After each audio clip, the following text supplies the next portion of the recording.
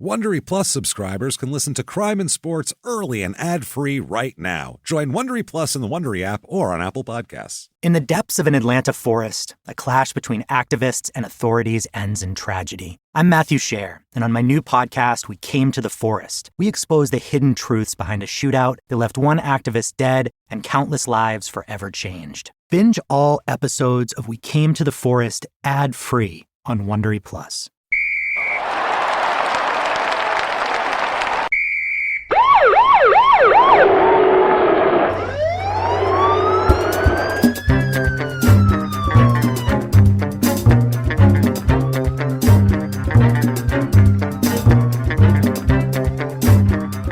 Hello, and welcome to Crime and Sports. Yay! Oh, yay indeed, Jimmy. Yay indeed. My name is James Pietragallo. I'm here with my co-host. I am Jimmie Whisman. Thank you, folks, so much for joining us today. We have an absolutely crazy episode. Boy, I hope so. It's wild. This is it's a cheer up for a while, then it gets. Oh. We'll see. Right. But last week, it was a little dirty. We had Rubinho there, grimy. Yeah, who was basically a club rapist, shitbag. Yeah. Today we have a guy who you're going to root for the whole time because it's a super 70s spectacular. Awesome. This dude is a Curtis Mayfield song with a pulse. It's fucking awesome. And this is one I honestly have been saving for a while. And I was going to do cards on the table. Originally, this was going to be Brandon Marshall this week, the wide receiver. Yeah. Lots of shit with him, but he's got a lot of mental problems. Yeah, later on, he's like Alonzo Spellman-esque type of thing. But he did a lot of time. Yeah, he was a great receiver, but had a lot of problems. But then something happened to him over the weekend. If you might have saw in the news, that I'm like, you know what? I'm not going to pile on this guy. I'm going to save him for another time. We're still going to do it, but I'm like, not this weekend. He's had another problem, so we're going to bring somebody else up who has no chance of having anything happen to him this weekend. We'll get into that. But first, thank you guys so much for everything this week. If you haven't yet, please get on Apple Podcasts, that purple icon, give us a review. 5 stars is what to do, and it doesn't matter what you say. Say whatever you want. I don't care. Tell me what your favorite size tire is. There you go. Your exact radial. I'll be... I like them big. Doesn't matter. Pop it on there. It doesn't matter what you say is what we're getting at. Thank you for doing that. Head over to shutupandgivememurder.com for everything crime and sports and small town murder. And if you haven't listened to Small Town Murder, you are missing out, and you should check it out, especially this last one we just had was a crazy-ass episode. Oh. It was wild. Yeah, you'll want to hear that. You can root around in there, too. Man. Or root for someone. You can root for someone that you wouldn't think you would. It's crazy stuff. So check out Small Town Murder. Also check out P.S. I Hate This Movie on Fridays, where we will be doing Grease 2 this week, it's not good. Forgot there's a sequel. Real bad stuff. Now, if you want to become a producer of the show, so easy to do that, and you will get access to lots of stuff. It's all not only for us, it's for you. Damn it. Jimmy will mispronounce your name at the end of the show, and also you'll get access to all of our wonderful bonus material. God, last week we had our last bonus episode for Crime and Sports was the Minnesota Vikings love boat scandal, and Small Town Murder. We've had a ton of stuff. This week for Crime and Sports bonus episode, we are going to talk about Action Park back east. The documentary just came out on HBO Max, and I've also read the book, and I've been there. I'm from back east. The place is 50 miles from my front door when I was a kid, so we'll have lots to talk about there. Crazy stuff, injuries, some firsthand knowledge. It'll be fun. People from PA knew all about it. Oh, Pennsylvania, Jersey. You wore a shirt of it. Yeah, I've had the T-shirt for years. That's how I found out about it. And everybody after the show, that's all they wanted to talk about. It was Action Park. We just did a live show, guys. Yeah, we just did a thing. They're like, hey, did you go to Action Park? So we are going to discuss Action Park on that this week, and it's a lot of fun. You can get access to that and all of our catalog for both shows very easily by going to patreon.com/crime and sports and make your donation there. Anybody above the $5 level gets all the bonus material. And also, if you just want to be a good person, have nice karma, and, you get a shout out. Jimmy will mispronounce your name. You can go over to PayPal, use our email address, crimeandsports@gmail.com to make a donation. And damn it, do we appreciate every penny you guys give. Thank you. Cannot be overstated. No, it definitely can't. So to give back, let's give you a crazy-ass episode. Great. Certain episodes you just know are going to be classics. You know what I'm saying? There's just certain, you're putting Mitch Blood Green together. I'm sitting there going, well, this is a classic. This will stick around. This is one of those. Great. This is one of those. That's why I was saving it, but damn it, you know what? We all could use an upbeat, crazy-ass story. So it's not really upbeat, but it's crazy. So let's get into it. Okay. It's Joe Gilliam. You know who this is? No. Now, there is his name pronunciation, first of all, is a problem. Okay. It's pronounced, a lot of people pronounce it Gilliam. Oh, no. Which is how it was like pronounced in college. But then a lot of people, because it's spelled Gilliam. Like Armand. Yeah, they say Gilliam. So it's, over the years, it's just been kind of taken over to Gilliam, but it's supposed to be Gilliam. Do you think Armand had something to do with that? I don't know. It just looks like Gilliam. But did he play at the same time as No. Armand? Oh, okay. No, this is a 70s guy here. It's Joseph Willie Gilliam Jr. Oh, boy. My friend. Oh, yes. And he is a mountain of junior behavior. It's really, what was his dad famous for? His dad, we'll talk about it. Oh, it was. His dad actually is his dad's a really solid dude. Really? His dad's a great football coach, actually. Oh. Really good football coach. So Joe Willie Gilly, as he's called on the Pittsburgh Steelers later, everybody calls him Jefferson Street Joe Gilliam.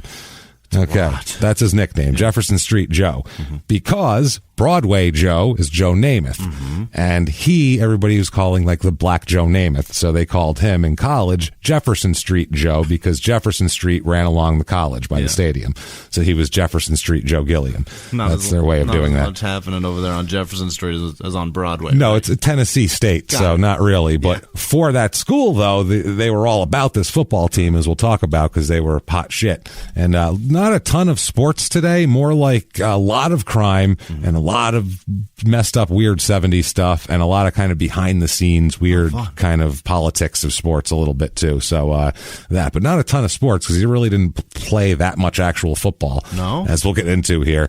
Born December 29th, 1950. Okay. He's born in Dunbar, West Virginia. Yep. And his parents are Ruth and Joe Gilliam Sr., obviously. He's the third of four kids, Joe. And, man, this is such an interesting, not to interrupt the one line of the story that I'm telling here, but it's such an interesting thing because he's like hard to put a finger on it, but this guy's a pioneer. He really is. He went through a lot of shit. And guys like Doug Williams and guys like that recognize that. Other black quarterbacks who came after him, he took a brunt of the shit for them. And not a lot of them. No, now there is. Now nobody cares. But for a long time, right away, we have to say, in case you're not like don't know much about sports history, black quarterbacks were just not a thing that happened for a long fucking time. There was guys that could play, but when they get in the NFL, they change them positions. They'd say, well, he's too good of an athlete to be a quarterback. So in other words, athlete was code for black. No, it was back then. The coaches all said athlete meant black, which in their mind, and which not even in their mind, stated was black people are too dumb to run a team. Fascinating. They can't be leaders, and no one will follow them, and they won't be smart enough to call the plays, because back then quarterbacks called the plays. So they said they won't be smart enough to call the plays. So, we can't have that. We'll make him a wide receiver or a safety or some shit like that, which is fucked up. Yeah. And it happened to countless guys. I mean, countless. Yeah. So many fucking guys. Nowadays, it's not like that. No. Nowadays, no one looks twice. They don't care. Cam Newton comes in, you don't go, oh, well, he's a black quarterback. You just go, he's a quarterback. Who cares? Patrick Mahomes. Right. Fucking, I mean, who's going to say he's not good? You know what I'm saying? Like, it's not even an issue anymore. I mean, it might be if you're old and racist, but to normal people, you're just like, that's just a dude playing quarterback. But back then, that shit was a big deal, and we'll get into just how big of a fucking deal it was, too. He grew up in Nashville, primarily later on, because his father is going to be a coach at Tennessee State University. Okay. That's where he grows up. His uncle Frank Gilliam was an All-American at Iowa playing football, and also was a longtime scout for the Minnesota Vikings after he played in the CFL. Oh. So really good athlete, great, and I don't mean athlete in terms of code. I mean, he was a great athlete. Now it's going to be tough to say that word. Yeah, he's an athlete. Oh, no. Take it easy, well, we're not 50s coaches, so we just mean a guy's a good athlete. We don't mean, hey, wink, wink. Yeah. He's a black feller. Calm down, David Duke. Yeah, right? So, his uncle, though, I mean, that's good football stock right there. And then his father was a coach, and we'll talk about too, was a coach at Jackson State and Kentucky State before he gets to Tennessee State in 1963. Yeah. And these are all black colleges too that he's coaching for. Very cool. So it's, it was the black college scene was much more kind of thriving back then athletically, because a lot of the players that were good would go to black colleges and not go to these other schools, because if you were a quarterback and you went to Notre Dame, because you want to play, you ain't playing quarterback. Right. That's how it works. You're going to be a fucking safety. They're going to do the same thing. So his dad, when he was younger, his dad was raised in Steubenville, Iowa, and he was he earned Black All-America honors as a quarterback at West Virginia State. So that's the other thing. Joe knew how this game was played from the beginning, because his dad went through it. His dad was drafted by the Green Bay Packers, but when he got to camp, they said, "Oh, no, you're not playing quarterback. No, we drafted you to play like defensive back or something." So he retired. Promptly. Yep. He said, "You know what? Don't want to do that. Not going to do it." And he went into coaching instead. That is fascinating. Yep. He said, "I'm a quarterback. If you don't want me as a quarterback, then go fuck your mother." And he left. That might be the first guy that I approve of him calling his son Junior then. It was a so good. Far. Yeah, no, his dad, there is not a bad word to be said about his dad. His dad's awesome. a stand-up, stand-up cat. He's helped so many kids coming up, and everybody loves his dad. There's not a bad word ever said about his dad, by far. So, awesome. Yeah, his dad did that. His father was head football and basketball coach at Oliver High School in Kentucky from 52 to 54, winning a state championship in football in 54. Killer. So third year there, he wins a championship, which is great. And then he ended up going to Jackson State University in 55 and left to become a head coach in 57 at Kentucky State University. He was 2-13-1 at Kentucky State, and then he ended up going to Tennessee State, where he was the defensive coordinator, and they have 7 black college football national championships in 20 years while he's there. Holy shit. So yeah, they're a dominant force. When you qualify it with black college, they did like a tournament just for black colleges? It was a separate national championship. Yeah, it was a separate thing, because most of these schools are like Division I AA. They're not 1As. Right. They're not bowl games. No, they're like they might be if they're popular enough. Sure. They're like a Steve McNair you had with Alcorn State. They were playing in a bowl game just because everyone wanted to see Steve McNair, so they were doing that. But normally Alcorn State, you don't see in a lot of bowl games. It's one of those things, I think I just learned that they were in a bowl game. There you go. I think they were in one when Steve McNair was there, just because he was a... Can't wait to see that game. Yes. Good stuff. Tell you to ask Steve about it, but that's not going to happen. A little too late for that. So at Jackson State here, when his dad was there, Joe served as the team's mascot when he was there, and he met another guy there, this guy Gentry, that he knows. What the hell is his name? Bruce Gentry? Is that it? Bobby Gentry? Damn it, I have it in here somewhere. We'll get to it. But Gentry, he was the mascot at he was the mascot there also. And basically, he was at first a mascot for another team, and then became a mascot for Tennessee State. Got it. So they didn't get along. Oh. So Gentry said, quote, "We were rivals, enemies, and we were not friendly at all with each other." They're children, by the way. They're children. They're mascots. Mascot enemies.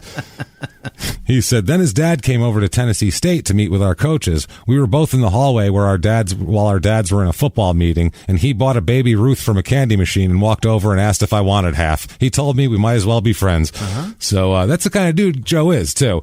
Joe is a very friendly dude, like nice guy to a fault type of guy, a trusting to a fault type of guy, and he's a real nice, he's a gentle soul, old Joe Gilliam. A couple of things he does that don't quite say that, but there's extenuating circumstances there. Overall, when you weigh it, gentle soul, let's just say here. So Joe Jr. he was a really good athlete from an early age, and you can tell he's just an athletic guy. I mean, he's It feels so racist. Wink, wink. It's so racist. No, he's a thin guy too. He's a real thin. He's sick when he plays. He's like 6'2", 185. For an NFL quarterback, that is thin. Yeah. Normally 6'2", you want 220, 215. Take a hit. You'll get hurt if you're lighter. Yeah, but he's a real good quarterback. His arm is, he's got a cannon for an arm, this guy. You wouldn't believe it because the way he throws, too, it's this little sling motion, it's awesome. He can just be standing still and just whip a ball, and it's like, holy shit. Like, it's a kind of like a not like a Dan Marino, but the ball flies kind of like a Dan Marino throw. Rivers. It's kind of, yeah, no, he doesn't throw like Rivers, though. He's got like his throw's got style, dude. Okay. Everything he does has style to it, too, Joe Gilliam. Everything he does, picture with like a felt fedora tipped just right. Hell yeah. You know what I'm saying? Just right to one side and a fluffy collared like velvet shirt. And like, you know what I'm saying? Because that's how he dresses. Yeah. That's the type of dude he is. So everything has a tint of style with it. So even when he throws, he looks fucking cool throwing. It's pretty cool, yeah. As a kid, like if I was a kid in the early 70s, I would have been like, that dude is the shit. Yeah, I how would have does loved somebody him. like that not get just pimped out? You know what I mean? In terms of just pushed really hard. Well, he kind of does. To be on a team because you need a guy like that to sell. But this is before corporate America got into football. This is also, we're talking about when he comes in the league is 1972, which is, the country's very divided and not everybody is okay with, All in the Family came out in 72. So Archie Bunker, that's where the country was, is Archie Bunker. Wow. That whole debate. So it's ugly. Yeah, you know what I'm saying? So it's an interesting time period here. So he did all sorts of sports when he was in junior high too. He did tumbling, he did track, he did basketball. He was a good swimmer, Joe Gilliam. So he's doing all sorts of shit sports wise. In 1966, he became the starting quarterback at Pearl High School, and he was the quarterback in the city's first season of integrated football. So that was also first season of integrated football. Doesn't that sound crazy? Bananas. How long ago that was? Far too late. That's fucking nuts. And it's so long ago, too. It really is. But it's not long enough ago. Born, but it's not long enough ago exactly. at the same time. Right. The 60s weren't that long ago. That's far too early for us to be talking about segregation of schools and schools being integrated and people protesting about it. It seems very late for that, it's right? Far too recent. But then also, it's weird. It's just strange. So my mom was alive. That's weird. That's weird. Yeah, that's our fucking weird. Exactly. My parents were alive when that happened. It's strange stuff. My grandfather had an opinion about that. I don't want to ask him what it was because I'm pretty sure I know. But it's fucking weird. Yeah. It's probably bizarre. Strange. Yeah, I'm sure my grandfather probably had a couple opinions himself. But probably watching the TV, yelling for whichever side. Nah, he was drunk. He didn't care. He was hammered. He didn't give a shit. My grandfather had an opinion. He just cut hair. He didn't give a fuck. He was a barber. He worked 12 hours a day and got shit hammered. He didn't give a fuck. As long as my grandmother wouldn't fucking yap. That's all he was interested in. Welding shit and angry about it. So when he got home, he was more angry because he just dealt with that shit for 12 hours. Man, he should have tried scotch. Yeah. It worked for my grandfather. My grandfather not much of a drinker. Oh, mine were. Pull tab cans, James. Oh, boy. Gross. Yeah, that's old school. I wish I could teach him. No, it's too late now, Jimmy. There's so much to it, Grandpa. It's too late now. So apparently Nashville, everybody says if you ran into Joe Gilliam during high school, basically he always had a football in his hand when he walked around the streets, and he just throw to anybody who was like, hey, I got one of his gentry here, the other mascot. He says you never saw him without a football in his hand. If you were walking around town and saw Joey, all you had to do was break out into a pass pattern and he'd throw the ball to you. So that's awesome. You just start running and he'll fucking chuck it to you. It's like this little party. That's cool as fuck, Hell man. Yeah, just walking down the street with his football. Hey. That might be what America needs. That's fun as fuck. This guy with a big afro walking down the street throwing footballs to people? Absolutely. Fuck yeah. That'll change your day. If you can catch a ball on a run. Just some kid throw it, you'd be like, that's cool as fuck. You will feel so good about yourself. That guy is awesome. Take the ball back. Right on. That changes days. Yeah. Good job. Hope you make it to the NFL. So 1967, so they have a bad time here. His older sister, Sonia, commits suicide that year, which is obviously just very destructive on the family. Joe's 17. It's rough. His sister apparently was a drum majorette at Tennessee State, where his father was coaching and where they were living, and she killed herself on the campus too. So it was like a big deal. Over pressure? We don't know what happened. Drum line's a tough thing to do, man. It's tough, man. We don't know if it's drum pressure or she could have had a mental illness. We don't know what her problem was. Nick Cannon movie? Forget it. It's tough, man. It's a lot of competition. It's cutthroat. It's cutthroat, the drum line. So he was told after they pulled him out of a Pearl High School practice, and then he just disappeared for a few days. That's kind of how Joe deals with things. If he has a problem, he'll just vanish. Fuck it. You're like, where'd Joe go? I don't know. He'll just come back like 3 days later and just be like, I don't know, I had a problem, sorry. Which... I admire that. Yeah, but he disappears for other reasons later, as we'll talk about here. That's the problem. Yeah, that Gentry guy, his friend, said, quote, "We were playing an away game on Friday, the day of the funeral, and are getting beat pretty bad when a car pulls up just after halftime. Joey jumps out of the car with his jersey and shoulder pads in his hand. He comes into the game and throws a touchdown on his first pass. We had a great comeback, but lost the game by 1, and afterwards Joey broke down." So, yeah, he... tried to play after the funeral, and apparently you had other commitments, Joe. Yeah, Calm down, man. But I feel like he was just trying to let out something. I don't know what it was.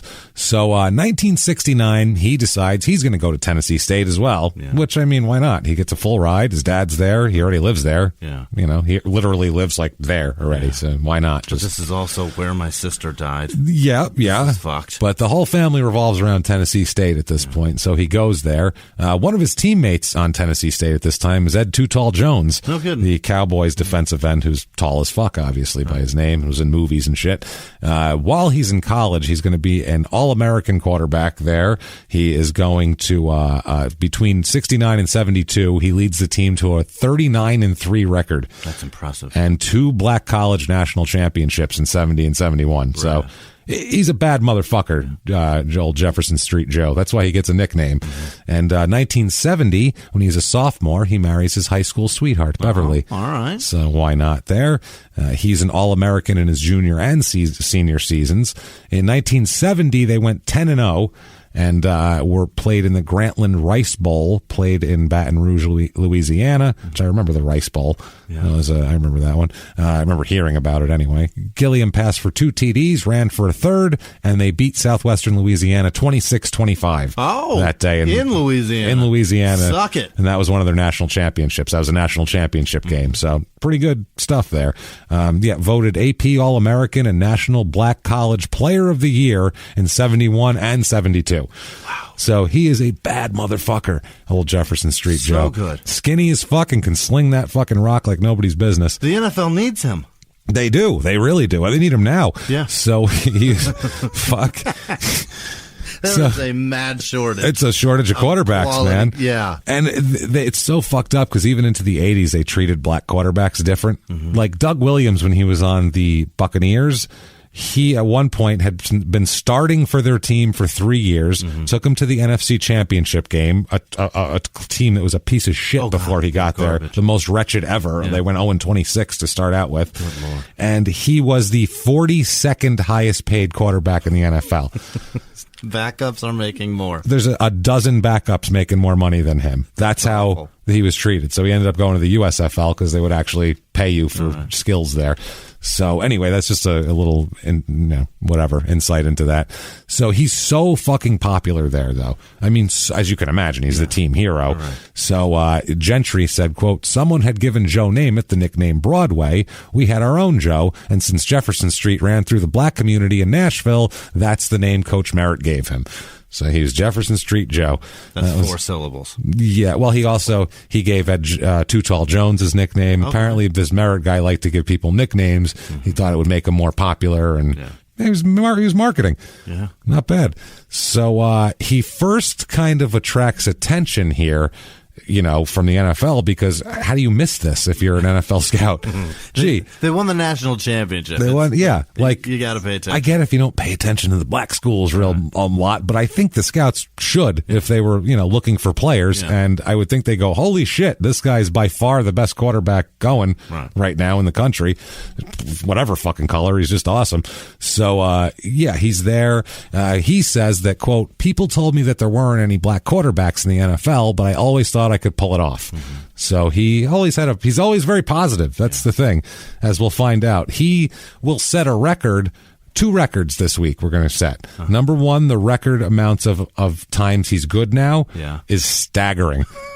It's fucking remarkable. Like, I've never heard a human being be good now more than this fucking guy. All right. Number 1. And number 2, the most silver-haired middle-aged white men ever in the history of our show. I could see that already. It's fucking intense. I would be too. They're coming out of the woodwork. If you're within proximity of the guy, you've got to be rooting on him. That's the thing. That's it. Now, January 25th, 1971, while he's still in college, a daughter is born. Okay. Joy, Joi. Yeah. I assume that's Joy. Yeah. Now, she will grow up to be an R&B singer and be, if you look her up, she's in a shitload of songs that are like popular songs with big artists, and she was married to Big Gip from Goody Mob. No shit. As well, yeah. Oh, Big Gip. Yeah. Good for you. She's married.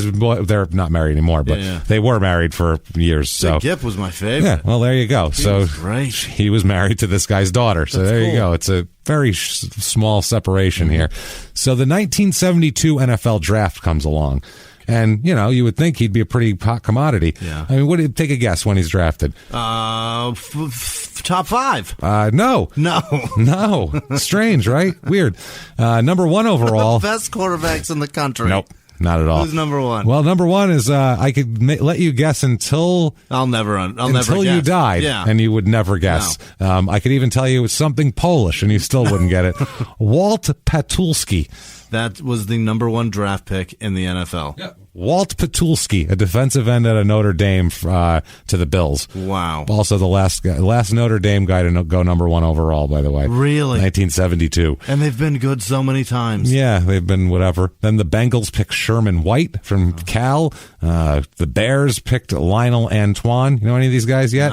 No. Then a few guys that ended up being Pro Bowlers. Bobby Moore with the Cardinals. Riley Odoms with the Broncos. He was around for a long time, Riley Odoms, as a tight end. Willie Buchanan, the cornerback for the Packers, was around a long time. Franco Harris is number 13 overall. Really? Franco Harris with the Steelers, same draft, so these guys are rookies together on the Steelers. All those names. And then Franco 13th. Franco's a Hall of Famer, obviously.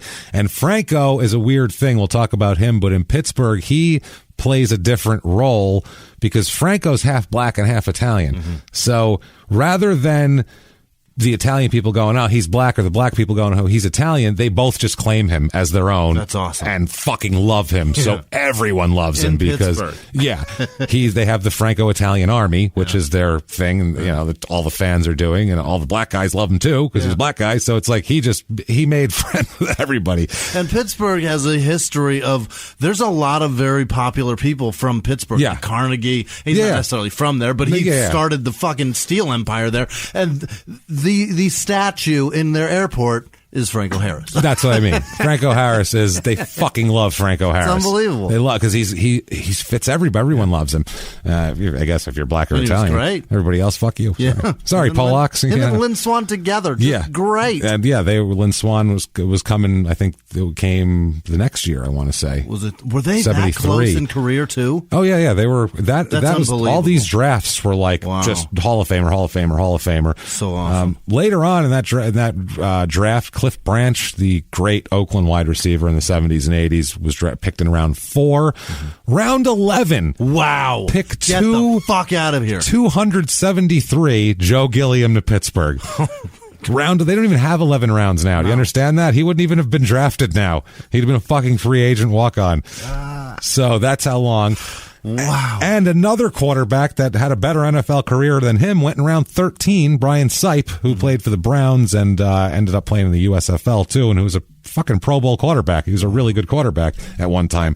So, 1972, he gets to Pittsburgh. Mm-hmm. Now, right away, we have to talk about the fact that there's a book called About 3 Bricks Shy of a Load by Roy Blunt, which I've talked about on the show before, and it's an embedded reporter in 1973, just with the team all the way through the year, hanging out in the locker room. He hangs out with all the players. He goes out with them at night. Oh boy! Just basically acts like he's a player. Yeah. They give him like warm up gear to go out and practice, and they don't he just runs around. Right. But gets himself totally embedded. And this was before players were aloof. Yeah. These guys made $26,000 a year. They lived in the neighborhoods with the rest of the people. They went to the corner bar that everybody else went to. People bought them drinks. They didn't swarm them for autographs. It was a different type of thing. So, the players didn't know to be PR savvy back then. They just fucking talked to him like he was a regular dude. And this dude wrote a book about it, and it's fucking crazy. Unbelievable. And one thing about Pittsburgh that they all emphasize, he does in the book, but more importantly, the players all emphasize, the black players, the white players, Pittsburgh, all the players say, is the least racially whatever team that existed back then. How do you mean? They didn't see color basically back then. Okay. They all said the color they saw was black and gold. That was it. They saw black and gold and green, and that's all they fucking saw. There was nothing else. They said Chuck Noll, all the players said Chuck Noll is fucking, we honestly think he doesn't even know who's black and white. Like, we don't even think he looks up to pay attention. He just, you're a number and a stat, and that's it. They don't care what you are. And the team, the Rooneys were always very much like publicly would state that they do not go for racism at all. Like, there will be no fucking racism on this team, that sort of shit. You're paid for how you perform. Yeah, and in the locker room, it was the same way. All the players, these guys have been on different teams, they said all the other players, all the other teams back then were segregated pretty much. Like, they'd play and they'd be in the same locker room, but after the game, all the black guys went out to the black bar, all the white guys went out to the white bar, and they didn't fucking mix. Period. I mean, even guys that were the same position, they'd go. And on the Steelers, he said it was such they were all like, how strange it is that you could go into some Polish bar and there'd be 8 black Steelers hanging out with 10 white Steelers just having drinks, and you go to the black bar and there'd be 10 white guys in there with 10 black guys hanging out drinking, and they were like, it was just the weirdest thing. It didn't happen back then. So it was the Steelers were an environment where everybody was very comfortable racially. And that's how you win. That's how you win. Yeah, they didn't give a shit. Right. The Raiders were the same way, and it helped because they were like, we don't give a fuck who you are. Play hard. We're all criminals. Let's just do this together. Exactly. You kill the quarterback, I love you. I don't give a shit what color you are. Who cares? You kill the quarterback, and if the wide receiver catches the ball, I'll stab him. Exactly. So now, aware of the fact from his father that black quarterbacks get moved to other positions, Joe has a little trick up his sleeve. He tanks his 40-yard dash in training camp. They do 40-yard dash times. He runs it slow on purpose so they wouldn't say, "Oh, you'll be a good cornerback." Right. He ran it way slower than he could have on purpose so they wouldn't say you're too good of an athlete to be a quarterback. All right. That way, he said it was either they were taking me as a quarterback or nothing because I was too fucking slow to do anything else. Great move.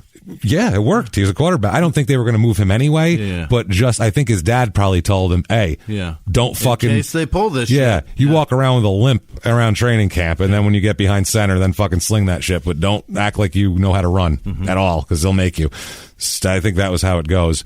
But a few miles from the glass spires of Midtown Atlanta lies the South River Forest. In 2021 and 2022, the woods became a home to activists from all over the country who gathered to stop the nearby construction of a massive new police training facility, nicknamed Cop City. At approximately 9 o'clock this morning, as law enforcement was moving through various sectors of the property, an individual, without warning, shot a Georgia State Patrol trooper. This is We Came to the Forest, a story about resistance. The abolitionist mission isn't done until every prison is empty and shut down. Love and fellowship. It was probably the happiest I've ever been in my life. And the lengths we'll go to protect the things we hold closest to our hearts. Follow We Came to the Forest on the Wondery app or wherever you get your podcasts. You can binge all episodes of We Came to the Forest early and ad-free right now by joining Wondery Plus. In the 1980s, a rosé swept the country. Hey, Mike, I really like this White Zinfandel. Well, good. Now put it down. We're going to try another one. White Zin became America's top-selling wine. But most don't know that this sweet drink has a sour history. What began in 1986 with counterfeit bottles... A big fraud, a multi-million-dollar fraud. Sent investigators chasing one of the most powerful families in the business, the Licciardis. But the closer the feds got to them, the more dangerous things became. It's a story of deceit. At the time, I was paranoid. Threats. You touch my kids, I will kill you. And murder. With a .22 caliber bullet to the head. What started with a scheme to mislabel wine spilled into a blood-soaked battle for succession. Welcome to Bloodvines. You can binge listen to Bloodvines exclusively and ad-free on Wondery Plus. Join Wondery Plus in the Wondery app Apple Podcasts, or Spotify. This was one of the first. This was like their first really good year, the Steelers, because I want to say 69 they were 1-13. Is that right? And then that was when they hired Chuck Noll. That was his first year, and then he built it like Jimmy Johnson built the Cowboys and just built this fucking dynasty, and with good drafting. So they go 11-3 that year. They beat the Raiders in the playoffs. I believe that's the Immaculate Reception. Probably that year with Franco Harris. Yeah. I believe it is. And then they lost Miami. They lost to Miami in the championship game because that is their undefeated season. God. So 21-17 though, fucking close. That's not bad. Almost took him out. Joe only plays in 2 games, like in relief, and he's a rookie, so they don't really play him much. He goes 7 for 11 over 2 games, throwing the ball. So that's not bad. It's pretty good. I mean, it just came in at the end of games. Now 73. This is when he gets propelled into the spotlight a little bit. He has a good game. Guys are injured. They have him. They have Terry Bradshaw, who you might know from Christ being on TV everywhere. Everything about football. And everything is a reality show now, just him and his family. Yeah, he was in a movie where he was a parent of somebody. Yeah, it was Matthew McConaughey's dad. Yeah, because it was him and Kathy Bates. Failure to Lunch? Failure to Lunch. We did it on PS I Hate This Movie. I had vitriol. Trust me, I was fucking livid at that movie. Oh my God. You kidding me? Has he been in any others like that too? He's been in a bunch of movies where he's somebody's dad. He's always somebody's just goofy dad. Hey, how you doing? Yeah, that's what he does. Says dumb shit. Yeah. Weird. Yeah, and we'll talk about it too. Strange. Terry Bradshaw is that dumb. Yeah. That's not a character. Oh, I know. That's not a character. Like, over the course of this book, like, he gets benched for being dumb. He got drafted in like 70. He should have been entrenched as a starting quarterback. He wasn't yet. In 73. In 72, 73, he was not. No, it was a wide open quarterback competition because Terry Bradshaw didn't know how to read defenses. And there's him in the book, quotes of him going, I hear other guys saying they know how to read defenses and all that. I think they're lying because I just get out there and I just throw it where I see it and I don't know what the hell they're talking about reading defenses. Yeah, guys know how to read defenses. That's what they do. Coming. Yeah, that's what they do. Ever see Peyton Manning go up to the line and move his leg up and down? It's because he's reading the defense. He knows what they're doing. Tom Brady makes fucking hand signals like he's doing the hand jive to try to tell the receivers what's going to happen. Bradshaw was too dumb to read defenses, so teams would trick him, and he threw a lot of interceptions early. Really? Oh, God, he was awful at it. So they had Bradshaw, they had Gilliam, and they had Terry Hanratty, who was like the crowd favorite. Yeah. He was like a skinny guy who had like a big nose and a mustache. Yeah. He looked like a rat. Very Pittsburgh. They called him the Rat. That was his nickname, Hanratty, the Rat. And he looks like a rat. He looks like a fucking rat. Yeah. But he had he was one of those guys like a Ken Stabler type who knew how to come in and just pull shit out of his ass. Mm-hmm. He was that type of guy. Yeah. So the crowd loved him. But there was this big quarterback competition, and yes, Bradshaw was dumb as fuck. Between those three, Hanratty and Bradshaw get hurt. Okay. And Gilliam, they start Gilliam in a game, and he has a good game, so they decide that he's going to start on Monday night right after that. So they do. His first start is Monday Night Football. It's Monday Night Football, and it's a fucking huge deal. Yeah. It's a absolutely... Howard Cosell is talking about on the broadcast. What a big day for this young man, and every black athlete in the world. He made it like this was the most important thing ever. Like, finally on television, you're going to see a black quarterback start a game on a prime time. But it was like this huge deal. It's like, he's just a quarterback. Leave the fucking guy alone, for Christ's sake. Doesn't matter. Problem was, this did not go well, and I watched the game. It's on YouTube. Yeah. I found the game, 1973, Week 8, and he is awful in this fucking game. Really? Like I said, the guys call the plays. Who'd they play? Miami, and it was good. Yeah. And you can tell that he is... he's pressing. Yeah. The quarterbacks call the plays. So he's in there. They have a game plan, and the quarterbacks go in and execute it. Now, the Steelers' game plan is to run a lot. They had Franco Harris, Rocky Blyer, Frenchie Fuqua. They had run on Miami. You're going to run. You got to try to run on them because they have a great running game. Yeah. And so Gilliam, though, wants to come out of to shoot gunning, and you can tell. And he comes into the game and fucking just throws interception after interception after interception. No. He's throwing off his back foot. Oh no! One of the picks is not his fault. It goes off a receiver's hand, and tips up, and a guy picks it off. That one's not his fault. It was actually a really good pass that the receiver fucked up. Like, he looked surprised that it was such a good pass. Like, I didn't expect that to hit my hand. That's how, like, good of a pass it was. And then it went into someone else's hands. Then after that, he's pressing like crazy. He's throwing balls nowhere near receivers, getting picked off. You're like, holy shit. To the point where they pull him and bring in an injured Terry Bradshaw. Really? Yeah, because he was terrible in this fucking game. So that kind of really was a big drag. Mm-hmm. They pulled him before halftime. I mean, it was rough. That's fucked up. It was rough to watch. Yeah, it was hard to watch. But I can't remember a game where I've seen that recently. They'd get the ball. I mean, literally, it was like first down. They get the ball, he'd drop back and fucking throw a pick on first down. Miami come back and score. Then they get the ball, he'd throw a pick on the second play. You're like, holy shit, dude, this can't go on. No. So it was tough to watch, because you even, I don't know, 50 years later, I'm watching this game and I'm like, I'm rooting for him. You know what I mean? I want him to do well. And he's just not. So for the season, he plays in 5 games. He's 20 for 60, which is not good. Not good at all. For 2 touchdowns and 6 picks, which again, not terrific here. So not good. His nickname here, who was it? Oh, in the Steelers, Ralph Berlin, who was the equipment guy or the trainer, he called him Ragu. Oh no. That's what he called Gilliam, quote, because he's on the rag all the time. They said he was grumpy. Really? Yeah, he was grumpy. By this time, he starts to get kind of grumpy. So he calls him spaghetti sauce. He calls him ragu. Gross. And like just rag. Right. But he said that he was just a little too much, and then they started calling him Joe Willie Gilly, as it's like Joe Willie Namath type of thing. So now him and Bradshaw were really tight, actually, during this time. All the quarterbacks were tight with each other, to the point where they had nicknames for each other, which Terry would probably rather this not be out there. What'd you call him, Terry? Apparently, this is Roy Blunt in the book talking about they came in, they were fucking around for a while, they were talking about football, and they were just bullshitting about stuff. And Dumb Terry says. And so they were done, and Gilliam says to him, okay, Cajun Sugar, because that's his nickname for him, and then Terry's nickname back is Sweet N-Word. No! Yes, okay, Sweet N-Word. And then they gave each other 5 and left. Oh, my God. How forced do you think it sounded?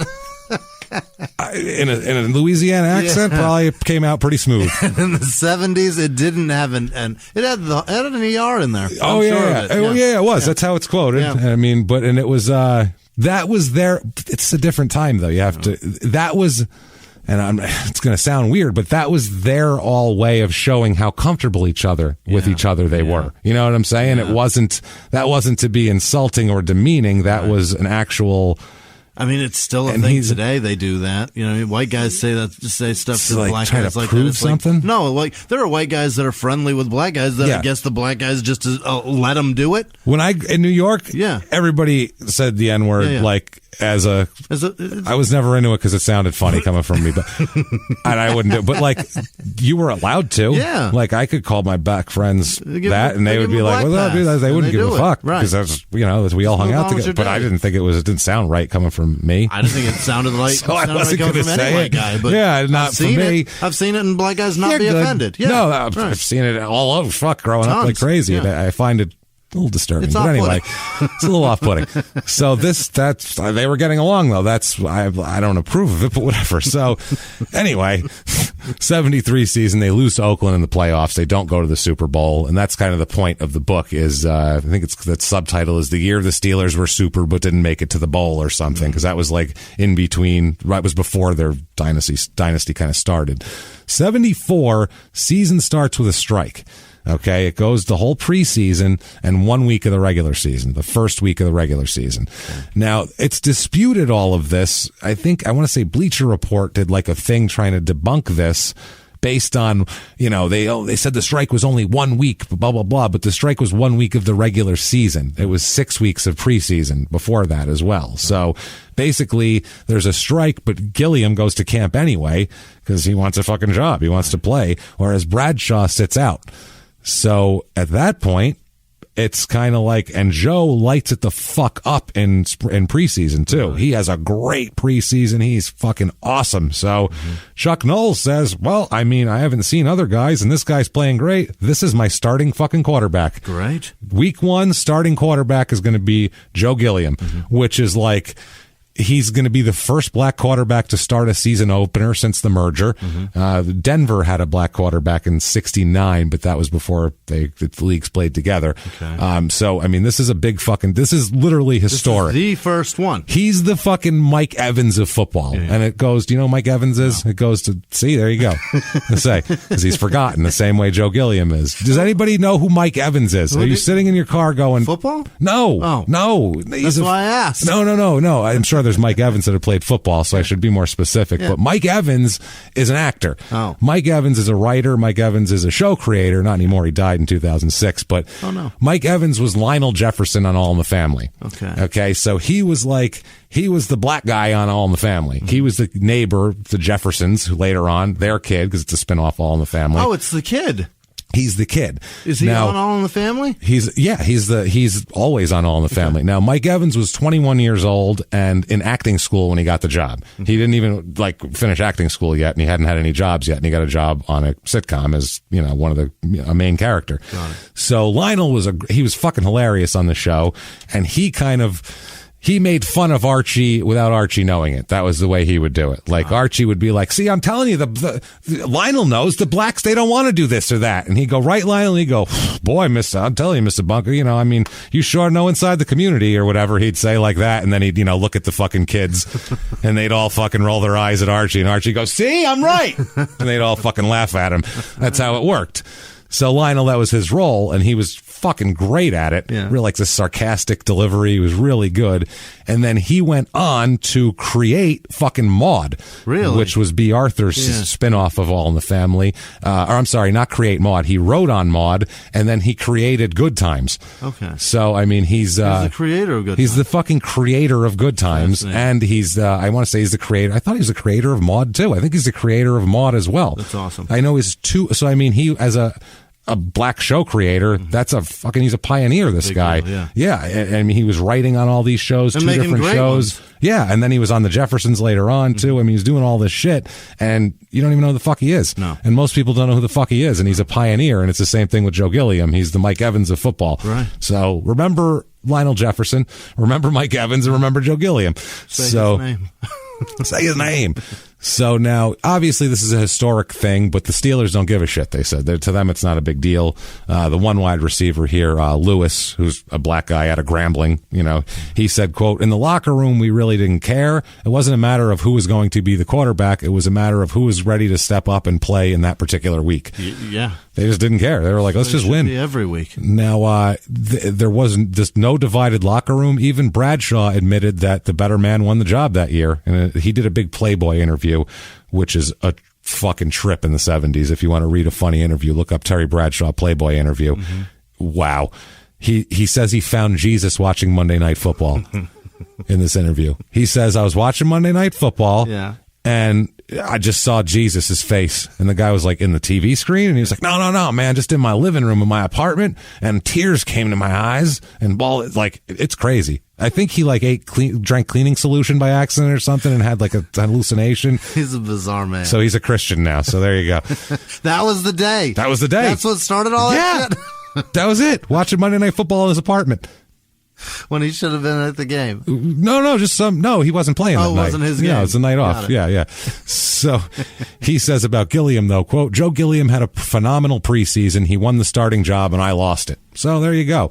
And Gilliam will say much later on when he's interviewed by Real Sports, he'll say later on, quote, I had never seen a white guy, anybody throw like Terry Bradshaw, and I bet he never seen a black guy who could throw and play like I could.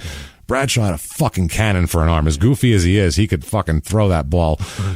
So he says, though, about Terry Bradshaw later on, quote, yeah, he won 4 Super Bowls and he was the quarterback, but he wasn't any better than me. I know it and he knows it. Which talent-wise, he really wasn't. Gilliam, I think, was more talented, possibly. Probably. And even he was better at, he knew the play. Like, he's a coach's son. So like he had like, playbooks. He memorizes them like that because football education is not even close between the two. No, he's been, Bradshaw went to Louisiana Tech because he said he thought he was too dumb to go to LSU. And he was right. That's what he said. He's too dumb for LSU. LSU. Right. Not fucking Cornell. Right. It's not an LSU. Right. LSU down there. Oh, Jesus Christ. It's not Stanford. All them swamp scientists. Right. I don't know if I could. I'm going to feel dumb down there. I better go to Tech. Right. Jesus Christ. So his first game of the season as a starter is against Baltimore. He throws 2 touchdowns and the Steelers win 30-0. Wow. So, that's it. Awesome. It's awesome. He says, quote, all I wanted was the opportunity to prove my worth. He said, I've gotten that chance and earned the starting job. I came to camp with that intention in my mind, so I certainly had no doubts about my ability. Good for him. Game 1 in the book. In the book, September 27th, 1974. He is on the cover of Sports fucking Illustrated. Really? On the cover of Sports Illustrated. Him taking a snap and coming away from the center. Yeah. And it says around his head, Pittsburgh's black quarterback. Oh, Jesus. Yeah. What the fuck? Come on, dude. It could have said Pittsburgh's new quarterback. Pittsburgh's quarterback. Or, because he's the new starter. Yeah. So Pittsburgh's new starting quarterback would have been fine rather than Pittsburgh's black quarterback. But it was 1974, so what do you want? Did the next week have Cleveland's white quarterback? Yes, Cleveland's white quarterback. Right. Yes, it was. It was this city's white golfer. Here he is. So the problem is that the Steelers, the coaches, didn't like how he called games. It's like we said, the quarterbacks call the games. Mm-hmm. They want a running game. They want to establish certain things because that keeps their defense off the field a certain amount of time, and they have it planned the way coaches do. It's chess. He likes to whip the fucking ball around. He likes to freestyle a little bit, which is fun as shit to watch. Oh, God, yeah. But if you're the coach, you are going, Jesus fucking Christ, stop shooting from half court. What the fuck is wrong with you? It's a little nerve-wracking. It's nerve-wracking. And the fans, too, are used to this defense ball control game, and all of a sudden there's this wide open thing, and It's not quite as successful at times, and so the fans start to revolt a little bit. And they start to get mad at Gilliam. I think it was just racists who found an excuse to be mad. Yeah. They didn't like it to begin with, but they couldn't say anything, and then once he had 2 bad games, they're like, see, I fucking knew it. It's one of those. This is when he started getting hate mail. Oh yeah. So much so that he had to move his wife and daughter back to Nashville because he didn't feel comfortable leaving them home alone. He thought somebody would try to hurt them. So it was that bad. That's horrific. It was a lot. He says later on, quote, I did not understand the ramifications of what it was and what I was doing and what I was representing of being the first. He didn't get it. He just didn't think it was that to him. And he went to Pittsburgh where it wasn't a big deal on the team. So he just didn't think it was a big deal. Right. Meanwhile, in the rest of the world, and also for a guy who came up around, you got to imagine, obviously he grew up in Tennessee, so he must have encountered some racism, but not right around where he lived. Yeah. He's a black college. Yeah. Black college town. His dad's a coach. He's not hearing it there. I'm trying to see from the person's side that's writing the letter. How do you throw that in a mailbox and then just be like, can't wait to see it? People still do it. You get nothing out of that. No. And people will fucking lose their minds when they read that. Yeah. No, they do. The fear that you instill in somebody, but that's ridiculous. In the fucking mail. Oh, yeah, that's what I mean. So, yeah, he moved people away. That's how bad it was. But everybody was excited. His friend, Howard Gentry, that's his name. Mm-hmm. There you go. Howard Gentry, his friend who played with him in high school and college. He said that he was fucking excited. And later on, to this day, he still has this magazine framed at home in his office prominently, this Howard Gentry. He said, quote, I'll never forget when that issue came out. That was one of us on the cover. That was exciting. Grace. That's terrible. That's grace for him. No. Now, I will say this. Yeah. Some stories have ebbs and flows of a little bit up, a little bit down, and then grace, and then whatever. This is mountaintop is grace, and then there's a fucking cliff that you can look over like the abyss at Grand Canyon, and that's where he fucking falls off of. Jesus. The sheer face of a mountain is coming. It's wild. This is a downfall like few we've seen. Yeah. He was brought up right. Parents raised him right. He had education. He did all this stuff that, he's not like an MMA fighter that we have will do and just kind of come from a fucked up family and start fighting when they're 14 and that's what they're doing, as a thing, and they don't care about school. he had all the structure, and it just goes awry here. You gotta. I mean, there's got to be enough people rooting for him too. There's a lot as the first black quarterback. Fuck do you know yeah. what I mean? But it became political. It didn't become a matter of his quarterbacking. Yeah. It became political. Yeah, that's what it literally was, a political thing where it became wrapped up in fucking Watergate and everything else. It was all one big stew back then, similar to fucking now. It's a similar the first thing. Black quarterback that won a Super Bowl? Was that Russell Wilson? No, Doug Williams won in '87. I know he was with the Redskins in '87 was he when the they starter? won. Fuck yeah, really? Yeah, Doug Williams '87 against the Broncos. Yeah, they beat the Broncos. Yeah, beat the shit out of the Broncos. As a matter of fact, 50, trying to think. Before that, no. 53-7. Before that, you had what? 56. Plunkett, Montana, Joe Theismann, fucking Phil Simms, and he probably Jim hung McMahon. as the only one until Russell Wilson. Yeah, for a while, right? yeah. That's crazy. It's fucking. There wasn't a lot of black quarterbacks. Now, he ends up going 4-1-1 as a starter. Mm-hmm. He had a 3-game winning streak in there. They lost a game, and then also there was a tie of a game. It really wasn't his fault because their kicker missed a field goal at the end of regulation, and it was a tie. So what do you want?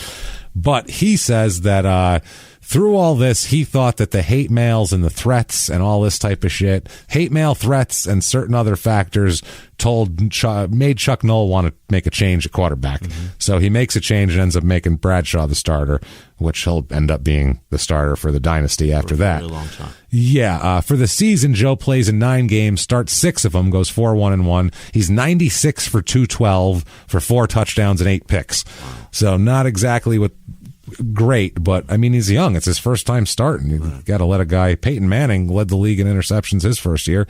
He threw more interceptions than touchdowns. Yeah, wow. He had like 28 picks his first year. It was a fucking disaster. Brett Favre must have been thankful. Oh, slinging that shit all over. So the team goes 10-3-1.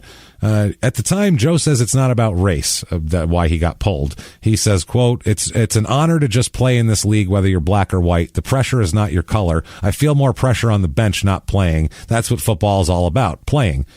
Yeah. But Myron Cope, who's the color analyst for Steelers broadcasts, he said later on about it, quote, it became a race issue and things started to get nasty. I ran a talk show at the time and we took all kinds of calls from people who were upset because Joe was playing and he was black. So the fans were upset that he was black. Yeah, they would call the state. This I mean, they wouldn't even. It wasn't like I don't like him because he's not a good player, and they would be like, I don't want that fucking black asshole playing quarterback for my team. That's bullshit. That they were outwardly fucking racist. It wasn't even. I'll bet there was still those calls when Slash was playing for him. Probably. Yeah. I mean, I wouldn't doubt it. Yeah. Probably less, but you know. I bet it still happened. Yeah. He said about it.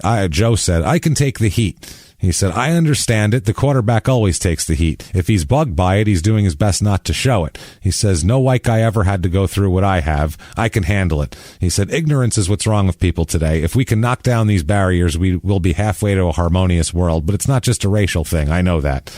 And then Bradshaw, in that Playboy interview, he gave his opinion on it. Quote, from what I can recall, there was a lot of pressure from fans, and he was throwing the football a tremendous amount of times, and we weren't running the football, and we lost our edge, and we lost our aggressiveness, and a lot of flack around the city. He said, and they chucked me back there, which was a terrible time to do it. It was kind of a touchy situation. Bradshaw was uncomfortable. Like, I don't want to be the fucking guy that would be like, oh, here he is. The blonde savior's back. Oh, hey. No. The differences between you two are vast. Yeah. Hey. On the surface, it's real fucking obvious. Yeah. He said, I responded all right for a couple of weeks, and then I faltered, and Terry Hanratty played, and then he faltered, and then I played again and did all right, and then I faltered, and then I played, and I did all right, and then I faltered the following week, and then Chuck decided to stay with me for the New England game, but I always felt if I screwed up, I was going to be benched, and you can't play that way. At least I can't. That's the thing. Noel would, like, from week to week, play different quarterbacks. He would move those guys in and out like crazy. That's not a thing that happens anymore. So weird. No. That's not how you keep a harmonious locker room. Fuck no. So, but there's a rumor that it was Al Davis that caused this. What? Now, yes, you're going, how would Al Davis, who has nothing to do with the Steelers, as a matter of fact, owns a different team completely, have anything to do with who starts in the Steelers? Well, Al Davis we'll tell you how. Here he is. Al Davis says, quote, "This is 1974," which this is 1974. Pittsburgh started Joe Gilliam in the game, and we beat him something like 17-0. After the game, Terry Bradshaw came in the locker room and said to me, "Can you get me out of here? Can you trade for me?"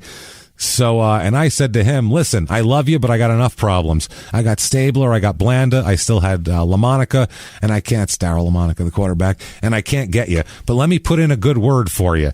He says, "Chuck Noll had always been a close friend and probably one of the dumbest things I ever done.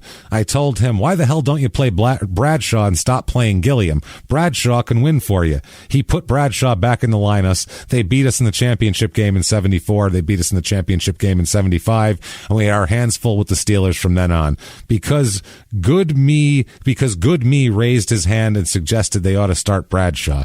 I think Noll just starts as whoever he feels like. I don't think Al Davis had anything to do with it, but it's nice of him to think that someone would listen to him who doesn't even work for him. That sounds like very egotistical. Al Davis would say. A little bit, right? So they beat the Bills in the playoffs. They beat the Raiders in the championship game, and they go all the way to the Super Bowl versus the Vikings here. This game, national anthem, is sung by, want to guess? Never heard of them. Okay. The New Orleans chapter of the Society for the Preservation of Barbershop Quartet Singing in America. Hey, did you say a school for barbershop quartets? Is that what played? Not even a school, like a New Orleans chapter of the Society for the Preservation of Barbershop Quartet Singing in America. A society for it. National anthem. There are 4 on people. The Super Bowl. They got just enough people to call it a quartet. Now they get most famous person they can get. Mm-hmm. Then they were like, I don't know, is it barbershop quartet guys from New Orleans maybe? I don't know. No, they're not available. What about the fucking society for them? Oh boy. So can they come? The rest of the guys. Halftime show is a tribute to Duke Ellington with Mercer Ellington and the Grambling State University Band. That is terrible. That's the halftime show. A college football band playing Duke Ellington tunes. Oh boy. That is not cool. So that's what the Super Bowl used to be, guys. Don't worry, it's only 12 minutes. Not quite the spectacle it is today. Now, this is the lowest scoring halftime score in Super Bowl history. 3-0.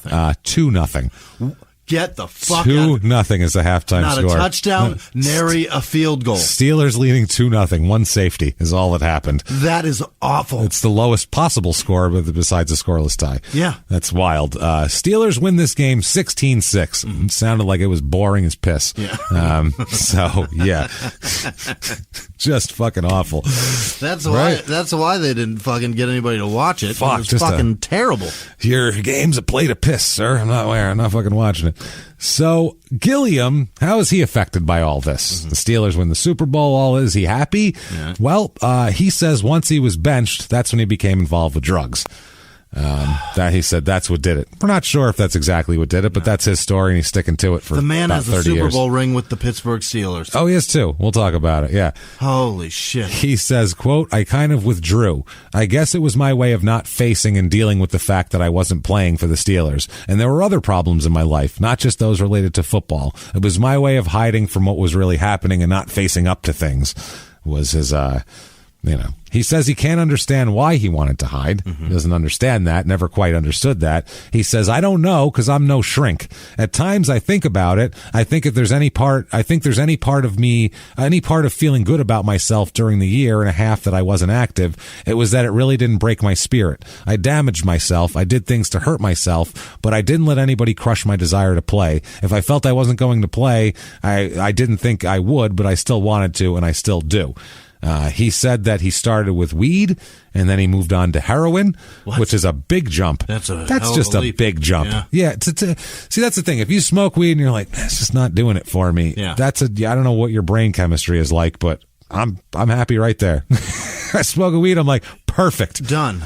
Done. You know what? Don't Solve need the another problem. thing. Yeah. Maybe a glass of wine once in a blue? Maybe. But nope, I'm happy with this. I'm never like, I want to kick it up a little bit. Let me jam a needle in my arm. How far after the fact, from when he was benched to getting into drugs, but how far after that did he say, I don't know, I'm not a shrink? That was years. Okay. That was years later. I mean, at that point, you're saying, you're not one, but you clearly know the route to figuring this shit out. This was like 4 rehabs later. So he's seen one since then. Yeah, he's had some. I ain't a shrink. I've seen 6 of them. I've seen a lot of them, though. Just a team. I've had a team just concentrating on me from time to time. So, yeah, to jump to heroin is like, this weed is good, but if only I could concentrate it and jam it into my bloodstream, that would be better.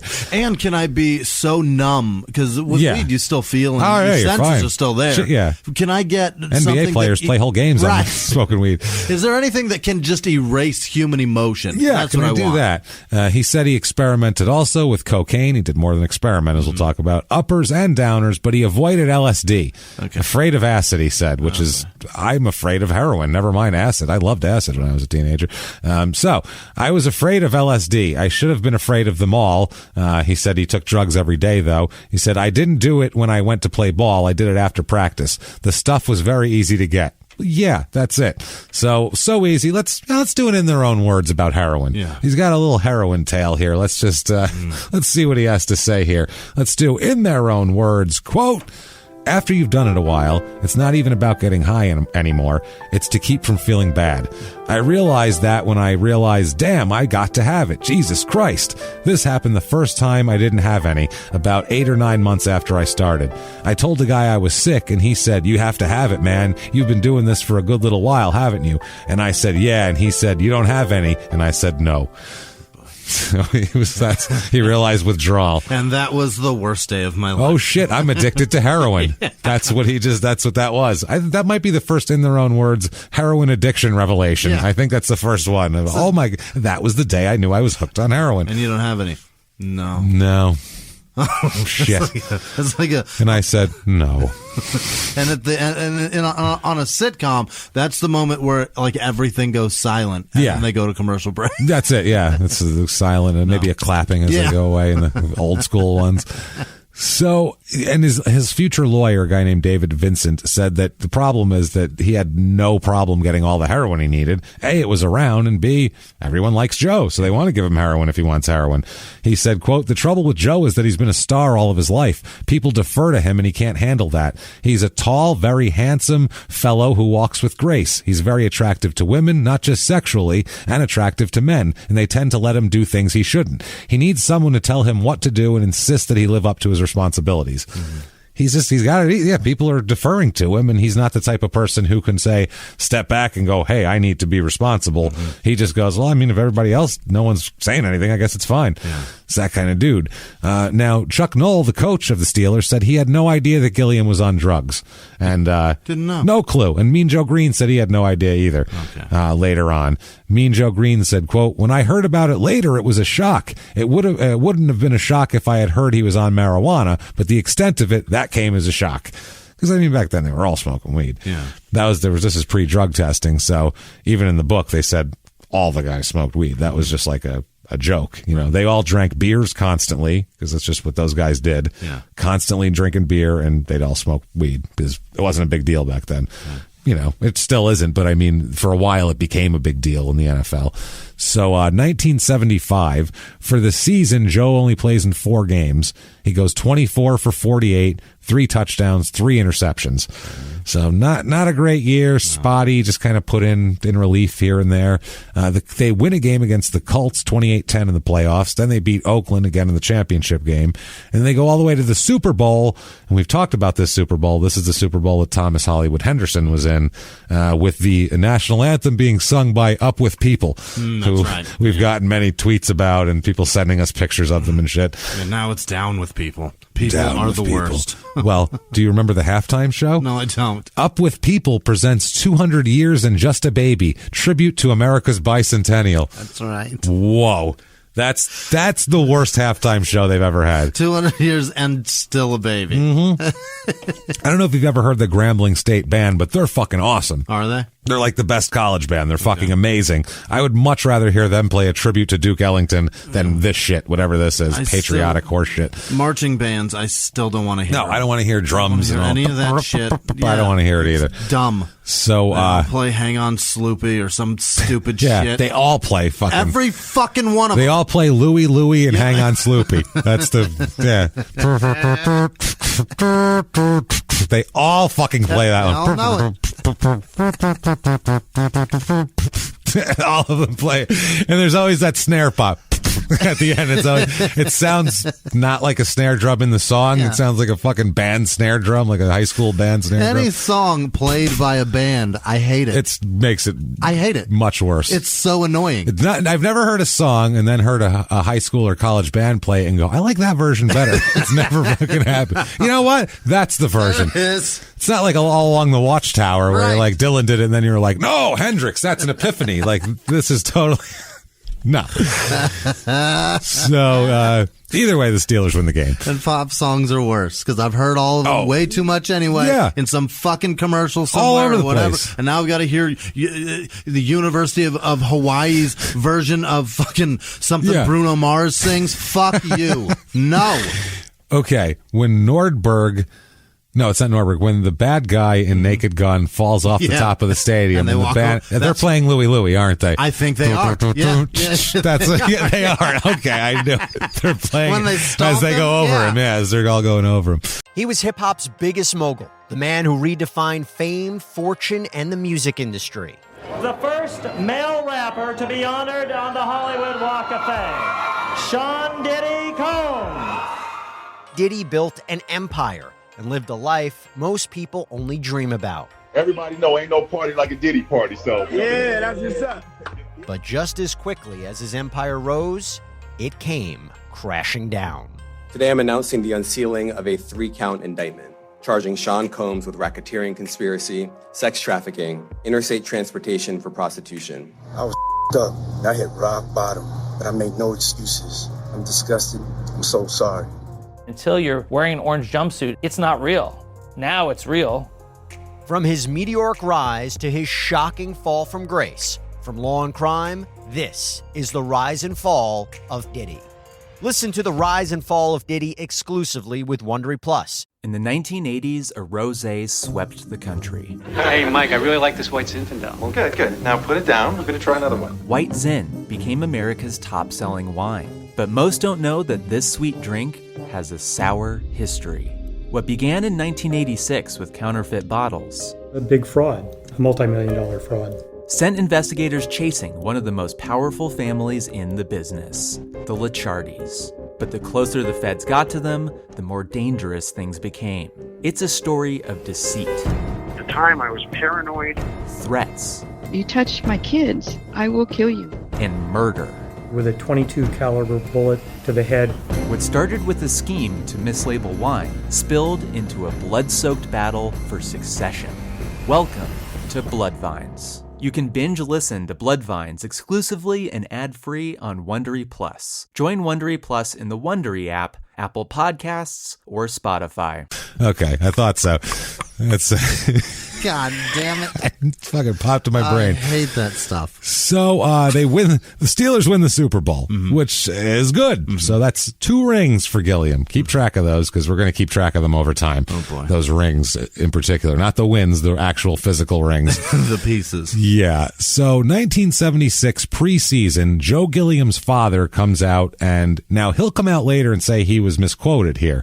But in the paper, in the Pittsburgh Press, all the different papers, he says that his son blamed the media for his decline as a quarterback. And he said, quote, "In every way possible, you, the Pittsburgh media, have tried to destroy him. Joey told me to tell you. Joey says he's received the brunt of all the bigotry in Pittsburgh, and he considers the media the enemy." So that's what he says. Later on, he'll say, "You guys misquoted the fuck out of me, and that's bullshit." So okay, it's interesting. How do you get misquoted there? I don't know. Who knows? But it was in like 5 papers too. Maybe like Joey all the didn't media. tell him to tell him. Maybe not. So yeah, he's basically. He's doing well here. Even in the preseason, he does pretty decent. But then there's a problem here. Let's talk about it here. He doesn't show up one day for camp. Uh-oh. You can't do that. No phone call, no explanation. Just, it was a quarterback camp for the 3 quarterbacks, or I think they had 5. They had like 2 free agents on there or whatever. So it was a quarterback camp, and he was mandatory attendance, and he didn't show up. So afterwards, the trainer, Ralph Berlin, the guy who calls him Ragu, he got his phone number from Joe Gilliam Sr. and told the Steeler, and he called him up, and Joe told them that he had hurt his elbow and his knee when he drove his go-kart into a wall that weekend. He has go-karts. He has a go-kart, and he says he drove it into a fucking wall, causing him injury. Yeah. So, and so he just decided not to. He chose not to go nor tell anyone. About it. Yeah. So then the Steelers minicamp expands with the arrival of rookies and free agents, and he doesn't go there either. He doesn't show up again.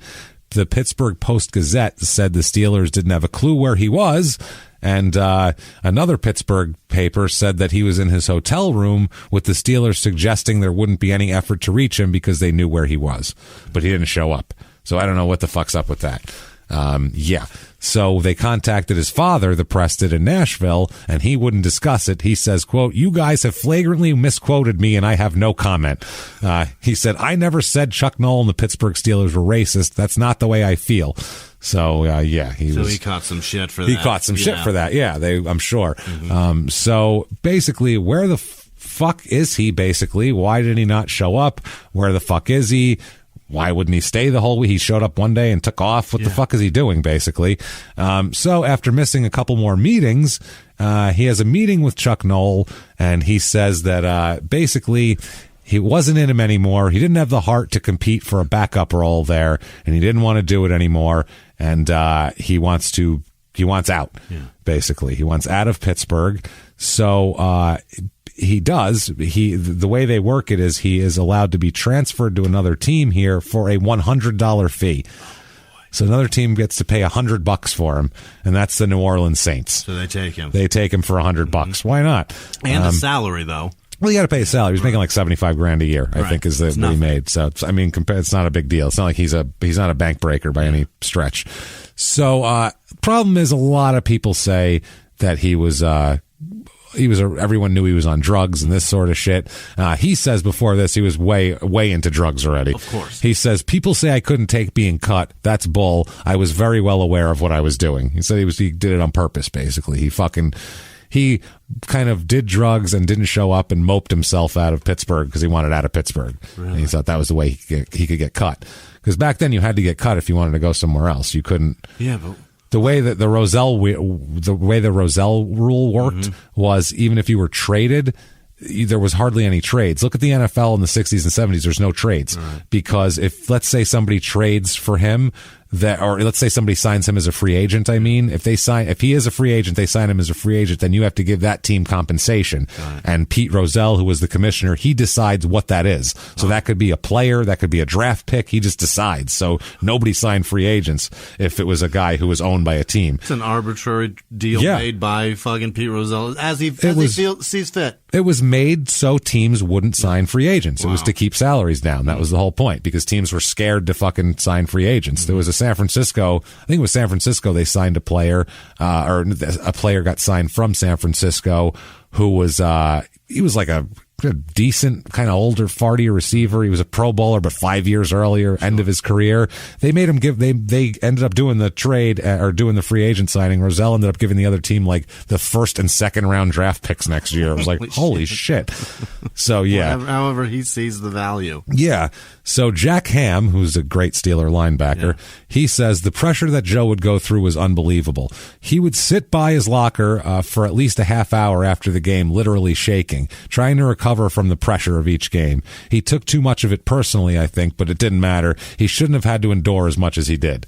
He wants out of there because he wants to do drugs, and there's too much spotlight in Pittsburgh. Yeah, he wants to do drugs. He wants to, I think he also, in his mind, if he goes somewhere that's better and he gets to play, then the drugs won't be an issue because he won't want to do them because he'll be happy. Yeah. That's what I think he's got going on in his mind. Like, if I just do this, then I'll do this and do that. He's chasing professional happiness as a reason not to do drugs. Yeah. Meanwhile, he's got a chemical dependency. But that's what I think that's what his addiction is telling him. Right. Because that makes him able to do more drugs. Right. So that's, you know what I'm saying? It's one of those. His excuse for doing them is that he's not happy. Yeah. So I'm going to try to get happy, then I won't have to do drugs anymore. And it's like, but you'll still do drugs. That's the problem. That's what addicts do.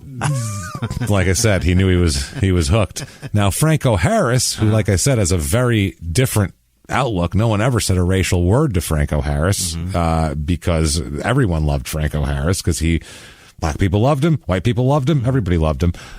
He said, quote, you have to understand Joe. Man, he's not a thug. He's not a hood. He's too much of a believer in people, if anything. People like the Saints would promise him the heavens and give him nothing. It's no wonder he became disillusioned. I'm not saying he should have turned to drugs or crime. Of course he shouldn't have, but it's easy to understand why he did. And it's going to, boy, is this a fall. June 14th, 1976, he is signed by the Saints, and he's telling people that he's cleaned up now. He's good now. Good now. Okay, everything's fine. I'm happy. Mm-hmm. No, he comes in and he says, quote, this is right to the press. He's not hiding it. He's saying, look, I had a problem. It's all good now. He said, quote, I used drugs about 1.5 years before I stopped. I used all the drugs, heroin, cocaine, all of them. It's all the drugs. Not at once, but all. Yeah. It was tough, real tough. As each day went by, I got stronger and stronger and stronger, but I had made up my mind it was an individual effort. An individual effort with the help of God. Yeah. So God has smited his drug problem. Smote. It's smote. Yeah. Done. 2 days later. 2 days later. Not 2 months later. 2 days 48 hours later. For the happy to wear off. He walks out of Saints training camp, borrows a teammate's car, and then leaves and doesn't bring it back. What? Doesn't bring the car back, took off, and then later on that day, he is in a high-speed chase with state troopers. In that car? In his friend's car. Oh, my God. Oh, sweet Jesus. In his friend's car. He's got a buddy with him, a Bennett guy here. He was going 85 miles an hour. They tried to pull him over, and he wasn't having any of that shit. So he went faster. Kept fucking going. Pulled a James Brown here. It was a pretty good distance, I guess, they chased him for. When they finally did stop him, next to the car, right next to the car, I don't know why he didn't do it earlier, they found a tinfoil packet with Coke in it. He just pulled over next to it. Right next to the car. It's an amazing coincidence, honestly. And then also, when they got him out of the car, he also had weed on him, big fat joint apparently, and that was the worst part, was a loaded .380 pistol on the seat under a towel next to him. Oh, no. Which, I mean, he's lucky he didn't get fucking shot for that. I mean, I don't know if it helped that he was Joe Gilliam, but that's a touchy one nowadays, especially. Anytime a gun is in a towel, that tells you that gun's not being used for good. Yeah, it's under a towel. It's just being hidden. It's not under a towel is never how those are stored. No, they never say. What you do is you get a gun and get a towel. Right. You want to just keep it under it. Very few people leave a gun shop and say, "Do you have a towel to carry this?" At the police academy, they go, "Here's your badge, here's your gun, and here's a towel to wrap it in." There you go. All right, get out on the street, stop some crime. In a towel. No. So the powdery substance is later identified as cocaine as well, and it's just a recipe for a good time. He's got a fat joint, some coke, and a .380 fucking pistol. That's a good time right there. When all the drugs run out, we got our way out. Yeah. So he ends up missing 2 different days of camp for this. 4 days later, he comes back with the guy's car after he's been arrested. It's been in the fucking newspaper. The guy's car's been impounded, everything else. Got this at impound for you. He comes back, and after all of this, all he would say is he was gone for, quote, personal reasons. Yeah, very personal. Pretty fucking personal. Yeah. So the team fined him $1,000. He says at that time that I'm good now. Now I know I was good 4 days ago, but now I'm extra good. That's it. He said, my wayward days are over. He said, quote, I want to play football and I want to help make this a winning team. I want to live my life like a man and be with my family and be happy winning football games. Okay, but you have to show up to do that. Hank Stram, the coach, who is the old Chiefs coach, you ever seen the old NFL films that they show, like the ones that are in that weird 60s color? I love it. He's the guy that wears the bright red Chiefs sport coat with the big Chiefs logo on it. Yeah. That's Hank Stram with the fucking mannequin hair. And hey, guys, he's got the big booming voice. He seems like a salesman. Yeah. That's Hank Stram. He's also was involved with gamblers in New Orleans, which was he really? Well, the FBI said so, but who knows? He said, quote, Joe is such a nice kid and unbelievable, but there are certain things he doesn't understand. We just can't sacrifice the discipline and program of 100 people to try to save one. If you're not careful, you'll save one and lose the 100. He's like, if I let this guy run rampant, everyone's going to do it, basically. Okay. So he is cut by New Orleans that year. He is cut, and right after he's cut, he goes to court, and he has the 3 charges against him: possession, and possession. Yeah.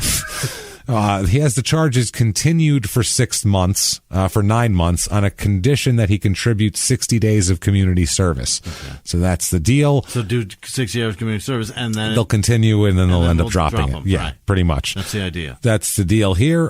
He entered a guilty plea to reckless driving and also carrying a weapon and possessing marijuana. Part of the deal was they would drop the coke charge because that was the most serious one here.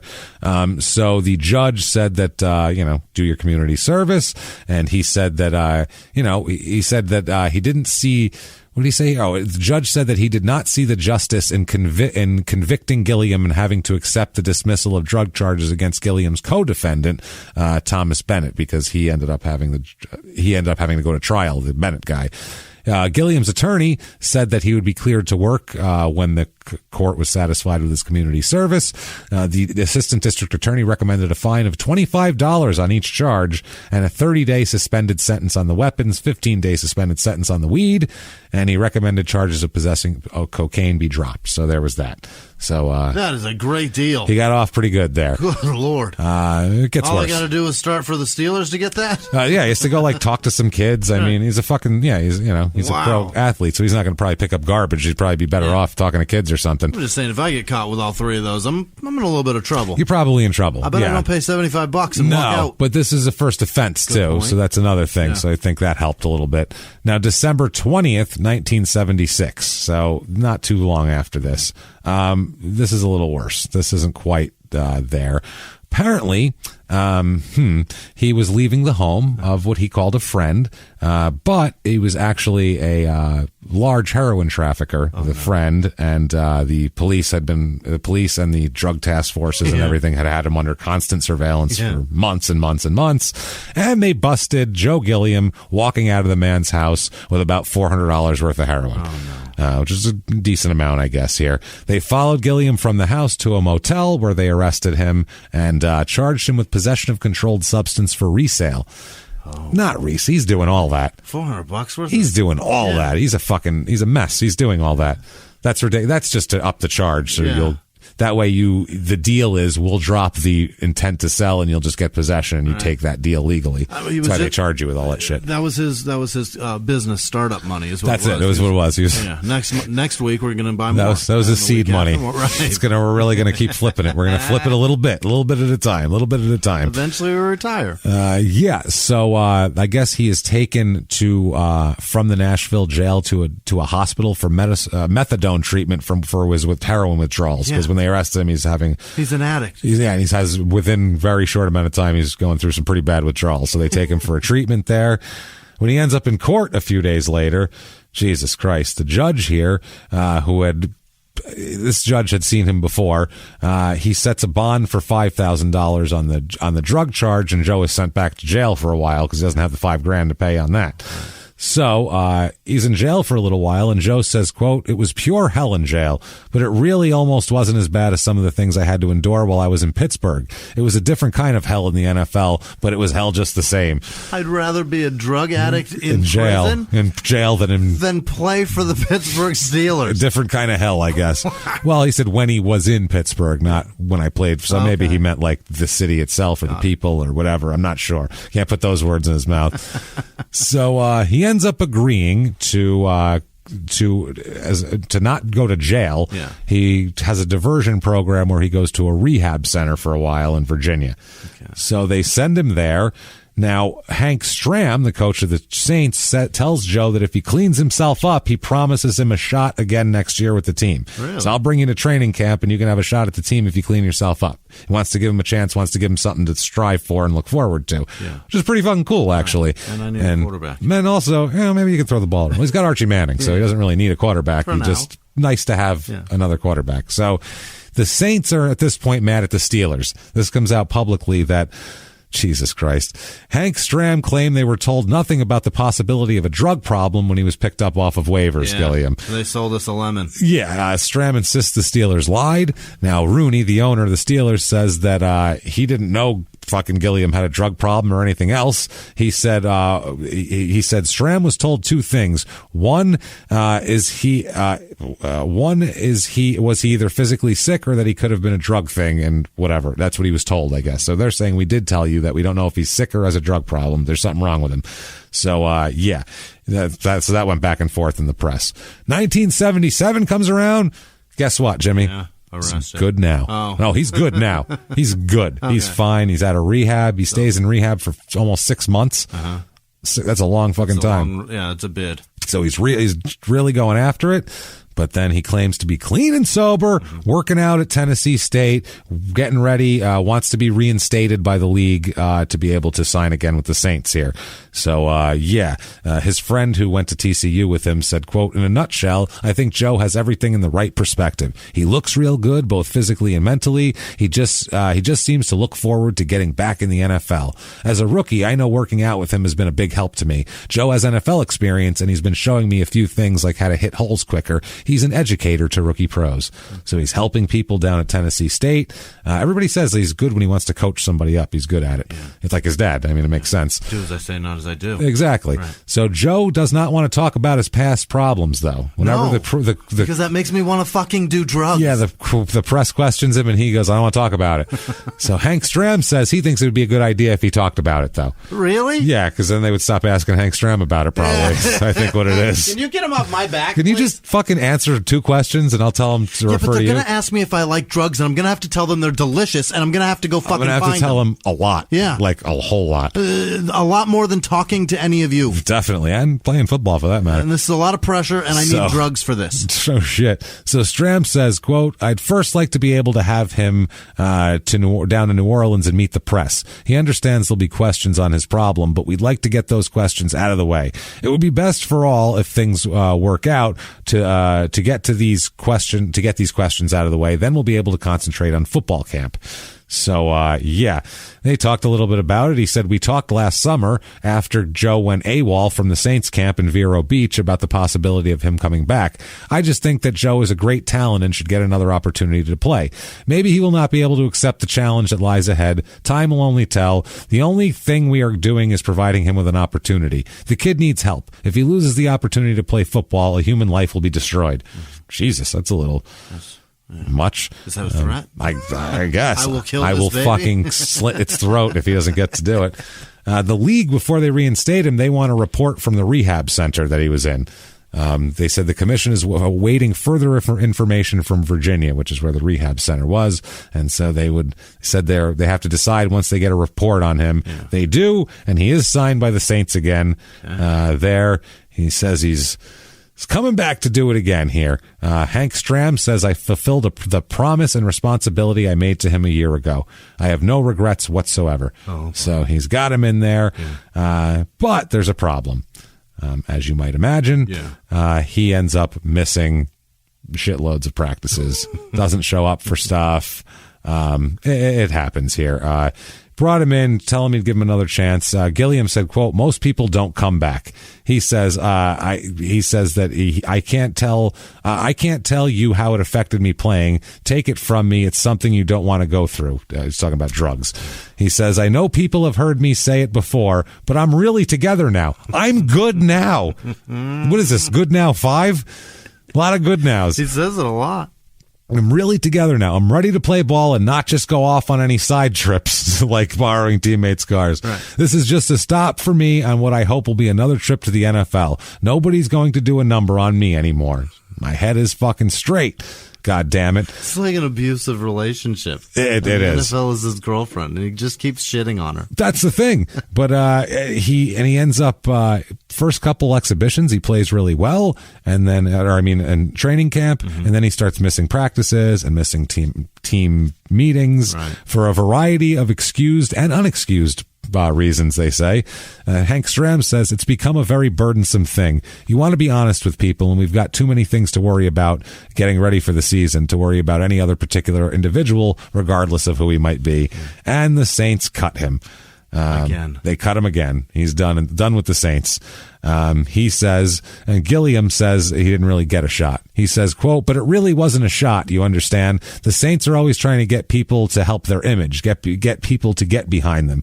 They figured they'd get good response if they took old Joe and gave him another chance. Bullshit. They weren't going to have anybody playing quarterback but Archie Baby Manning. And the first chance they got, they unloaded me. Yeah, but you got to show up. That's the thing. He's right. And you didn't fucking show up, though, so you couldn't have possibly played your way in. He's right, and he's dead-ass wrong. He's right in terms of New Orleans is a fucking heavily black city, and if you bring in a black quarterback, that might help shit, just as a PR stunt. But at the same time, if Archie Manning's constantly hurt, if you're there and you show up and Archie Manning gets hurt and you get in a game and play well, guess what you are now? A fucking commodity. So you fucked yourself fucking them, so that doesn't help.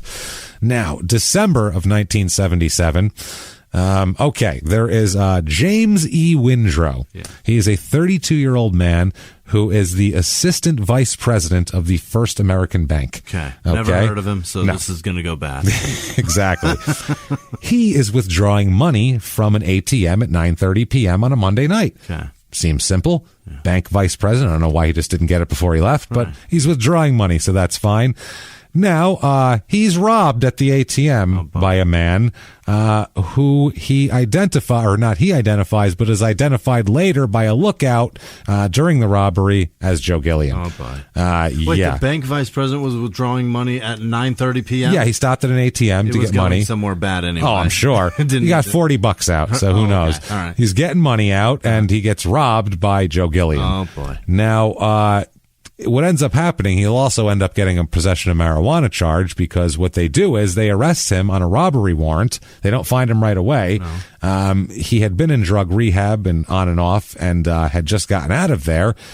Oh, boy. So anyway, the officer, Don Buckley, who found him, said that when he went to the Gilliam residence to serve the warrant, he found Joe hiding in a closet. Yeah. He is accused of robbing a bank official of $44 at knife point. $44. Gilliam was found in a closet with a small quantity of marijuana and 2 syringes in his possession. He's now shooting marijuana? I guess so. He's waiting for some heroin. Yeah, get it in there. He ended up back in a drug rehab again for months again. He goes back into rehab. And, it's not great. When he gets out of rehab, he has different thoughts on his Saints tenure. Mm-hmm. He says, I have no excuses for myself and I make no apologies. I was wrong. I was very wrong. I know a lot of kids look up to me, and for that, I guess I have to say I'm sorry. But mostly I hurt myself and nobody else. They can offer me anything now and I won't get upset if I don't get it. I'm realistic enough to know that that if I'm promised the sky, I'll probably just get the smog. I've grown up a lot. That's a great fucking line. That is a great line. Promise the sky, I got the smog. That's fucking good. He said, I'm not just playing for Joe Gilliam now. I'm playing for a lot of people who have believed in me and not given up on me over the past couple years, no matter what kind of stupid things I've done. I have to make it up to those people, and I will. I swear it. What's he saying, Jimmy? Yeah, I'm good now. I'm good now. Yeah. Now I'm good. I was good. Yeah. Now I'm better. It's good. Now I got it. So that's fine. That's December. He swears it. He doesn't know what he was thinking. ATMs, drugs, who knows? It's all good. January 21st, 1978, a warrant is issued for his arrest again. Okay. He used to play in the NFL. This guy. This is amazing. Like 6 months ago. Yeah. This guy. Oh, wow. This is bad, too. This is he denies this charge, of course. This is a charge of armed robbery. Oh, no. The warrant is for. So this isn't good. No. Police are accusing him of doing this, by the way, I think it's on the Tennessee State campus. Oh, shit. Robbing 16-year-old Oscar Shaw of $20 with a sawed-off shotgun. Sweet Christ. That's aggressive. That's up in the ante. That's a lot. That's a lot. And not getting any more money in return. No, you got $20. He's a 16-year-old kid. Holy It doesn't matter if you have a shit. bazooka. He's got $20. Right. What is he going to do? Pull it out of his ass? Give you a toe? I mean, he's fucked. So this is not good here. He's robbing citizens at this point. Just, yeah. Of nothing. Of nothing. Some kid is a teenager, for Christ's sake. Two robberies under his belt. He got $64 combined. Yeah. That's nuts. 2 robberies, caught for both of them, Right. $64 out of the whole deal. Not wonderful. This somehow, I don't know if it's because of the school. I don't know if like this kid is like related to somebody and they got this kid to change his story or whatever, but this gets dropped. Really? This gets dropped after a while and the kid just basically says, I don't want to talk about it. Really? So I think it had something to do with the school or something. They were like, hey, give him a break. He's having problems. He's going blah, blah, blah. He's got drug problems because he ends up in rehab right after this. Yeah, so I think it's one of those. That's unconscionable as somebody that washes that for somebody in terms of that is a fucking dead serious ass crime. A college and it's the covering most for an athlete. serious shit that he's done so far. Yeah. To cover for that's crazy.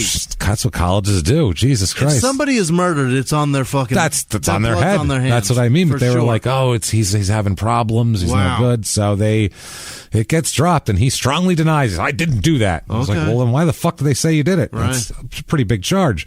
Why did this kid say you fucking robbed him? Mm-hmm. So summer of 1978, he's out of rehab. Yeah. Guess what he is? Oh boy. It's good now, Jimmy. Fuck. Straight. He gets a try. Not gets a tryout. He tries out for the Cowboys. Oh boy. For the Cowboys, they have their free agent, like basically walk on tryout type of thing, and he shows up. Philadelphia Invincible. Yeah, thing. that's what it is. It's. I know y'all seen the Marky Mark movie or the New Kids on the Block movie. I know y'all seen the New Kids on the Block movie. Y'all want to try out, right? I love fucking Phase on Love.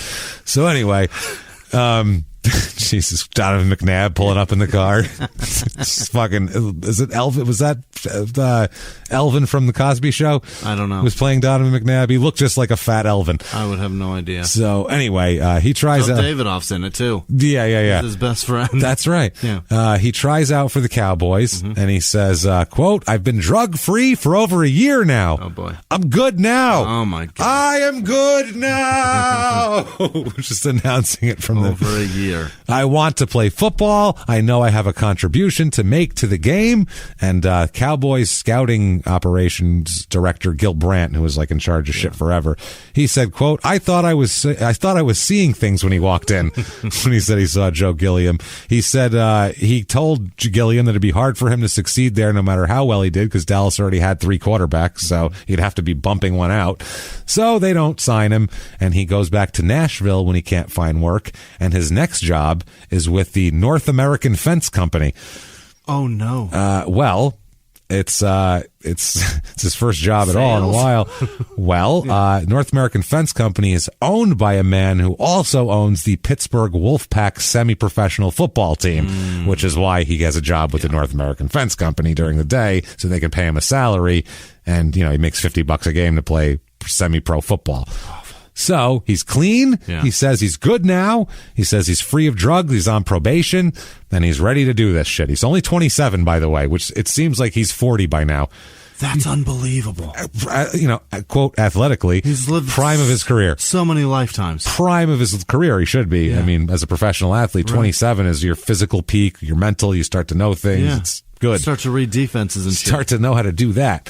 He said that the team there is representing Jesus Christ.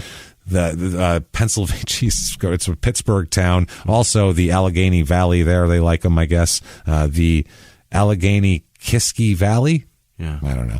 Their home field is 25 miles away from Three River Stadium, which is where the Steelers played. And they said that he's playing every Saturday in the summer. Basically, they want to. These are just guys. These are semi-pro guys. These are guys that do construction during the day, and they want to fucking crack some fucking NFL player. That's what they want to do. They want to hurt some NFL player. This is horrible. They make $50 a game. And he hates Pittsburgh, remember? Well, that's what he said, yeah. But that's, he ends up appearing there. When he gets there, though, there's a lot of media interest. Over 100 media passes are handed out for a semi-pro football game. So he's a huge draw for them. That doesn't happen. Like they've never seen here. So yeah, they're talking about him they had the press conference for him coming in at the fence factory. That's where they had the press conference because they play on high school fields, so they weren't going to have one there. So Jesus Christ, the owner of the team and the fence company for that matter is Bob Baker. And he says there that, he says that everything's going to go great with Joe Gilliam. He says, he puts it to, like hanging the Mona Lisa in a garage to have him in Pittsburgh. He's that good. He shouldn't be on a semi-pro team. So he's just there to prop him up so he can get back to the NFL. He said, we're kind of flabbergasted by the response we've gotten. He said, we're thrilled to pieces to have him. We're thrilled to pieces to announce that Joe Gilliam Jr. will play quarterback for the Pittsburgh Wolfpack. We realize that he is a talent, and that kind of ball player, the kind of ball player he is, far exceeds what we have in this league. He says that we hope to propel Joe back into the National Football League. We know he needs to show some people a few things. So he does. How does that feel if you're a player in that league? Yeah. A bunch of pieces of shit. See him? This drug-addled fuckface over here is 15 times the player any of you are. Guys want to see an athlete? There he is. Watch him clean up this syringe. Watch it. It's amazing. And then he'll throw the ball 80 yards after he's done. You can't even do either one of those things. You guys suck. The head coach here, he says that, this is before his first appearance in a game, quote, I'm predicting Joe won't finish the year with us. But he said he's throwing the ball real well, just like he used to, so someone will sign him away. Right, that's what he's trying to say. Yeah, but it sounds terrible. I think he's going to fuck up, honestly. I mean, I'm just telling you. No way he goes the whole season. Right? I mean, way. There's heroin everywhere, right? He'll find some. Get the fuck out of here. So, Jesus Christ. He said that he wasn't completely at first sold on Gilliam coming there. He said, I had my doubts. I wanted total commitment because I knew he had some personal problems. That's putting it mildly. And I didn't want them to interfere with the team. And Joe Gilliam said, quote, I know people will be watching, but all I can do is go out there and try my best. Yeah. He's trying to give it the old college try. Aw, shucks. Yeah. I don't want to hear. So he does that. He goes there. One of his friends here, an assistant coach and a friend of his, UB Bryant, here's a friend. It's the guy we talked about. He said, quote, I told Joe it's going to be rougher than the NFL. People are going to try to test him because he's Joe Gilliam. And Joe said, quote, it doesn't have me worried, but I am very aware of it. I know they're going to want to get me, but as long as they play the game fair, what can you say? So, they talked to one of the Roonies, Tim here, who's the pro scouting director for the Steelers, and he said, quote, I'm not building up my hopes too high. I just hope that the pressure of football isn't his poison as opposed to being his cure. Then the poor guy's going to be worse off than ever, which is that's a really smart. Astute. Yeah. And Gilliam says, though, even if I never throw another pass, I've made my comeback in life. He said, I'll take more licks in this league than I would in 2 years in the NFL. That's no problem, though. I'm bigger, stronger, and faster now. He said he doesn't want to dwell on his past. He says, my daughter is 7. He says, and she can read this, so I've got to take care of me and mine. Mm-hmm. That's what he's saying. He cuts off any questions also concerning a woman friend that he has in nearby Springfield. Uh-oh. They ask him about that, and he said, quote, she stays out of this. I'm very married. That's what he tells the press. In other words, don't ask about that. I'm married. You guys know better. Yeah, I'm fucking that girl, but don't worry about it. But they say that she always shows up. The press said she, quote, flaunts her presence and drives around in her Mercedes convertible. Beverly, who can also read, is not happy. That's what it says. His daughter can read, so can his fucking wife. And everybody talks about how he's got a girlfriend who drives around in a fucking Mercedes convertible. And she don't like it, as you can imagine. And that'll come up again. She's not going to last much longer with him. So he completes in his first game 17 of 33 passes for 219 yards and 3 touchdowns. They said that he gave a poised performance, was pretty crisp. He said it's good to be back. He said that I know I can play in the NFL. He's got a lot of pressure off the field, though, and they asked him about that. And he says, quote, it's all in the hands of God. His will be done. Oh, boy. Oh, boy. That's not good. That's not good. No. Don't. If you can blame someone else, even God, you will. So don't. Yeah, don't do that. No. Don't leave it up to anybody else. Please, God, no. See, I just did it too. Now, he said that he's worried about the shit off the field more than anything. He said that, there was rumor around that he got arrested again. And it turns out that he was in jail, but he was at a jail where they were giving a speech to kids about the dangers of jail. Oh. That's what it was. So they said, they see him coming out of jail and they're like, he was arrested. Yeah, that's exactly what happened. But instead, they saw him going in or whatever, but instead that's what it was. And this was, he's the head of PR for North American Fencing Corporation. That's what he does there. So, and he lives in a motel room at the time. He has no phone. And also, there's no locker room because they play in high school stadiums, so he has to get changed in the pads in the motel room before they leave. How depressing. Yeah. He says his dad's come to see him a bunch of times and offer him advice. Yeah. He said, quote, my dad's a groovy dude, man. He's dedicated his life to helping people's kids. They send him into the school as kids and he sends them out as men. But he said, I can't say whether the toughest part is me being, is behind me or ahead, but I'm growing. I sure hope it doesn't end here. Yeah. But he's still playing. He leads the Wolfpack to a 5-1 record. The team is ranked number 1 among semi-pros by a National Football magazine. And his coach says, quote, Joe's probably better right now than half the quarterbacks in the NFL. Not bad. And a Steelers official, under the anonymity, he said that Gilliam looks good and he might be signed by a league team before the summer is over. He said, quote, there's always a market for good quarterbacks. That's what he said. He said if no NFL team takes him, he might coach or continue to work with drug abusers. He also said he's toyed with the idea of showbiz. I think I could hold my own in Hollywood. Quarterbacks have to be great actors. Do they? Well, no, Terry Bradshaw's a terrible actor, and he's been in 100 things. Yeah. Been in 100 things. So how does it all end with the Wolfpack? It can't end well, right? No. Of course not. Well, let's see here. He ignored the play calling from the sideline, and they lost the game 12-6, and so the coach pulled him from the game, which he's not happy about, and they argued back and forth, and the owner ended up backing up the coach.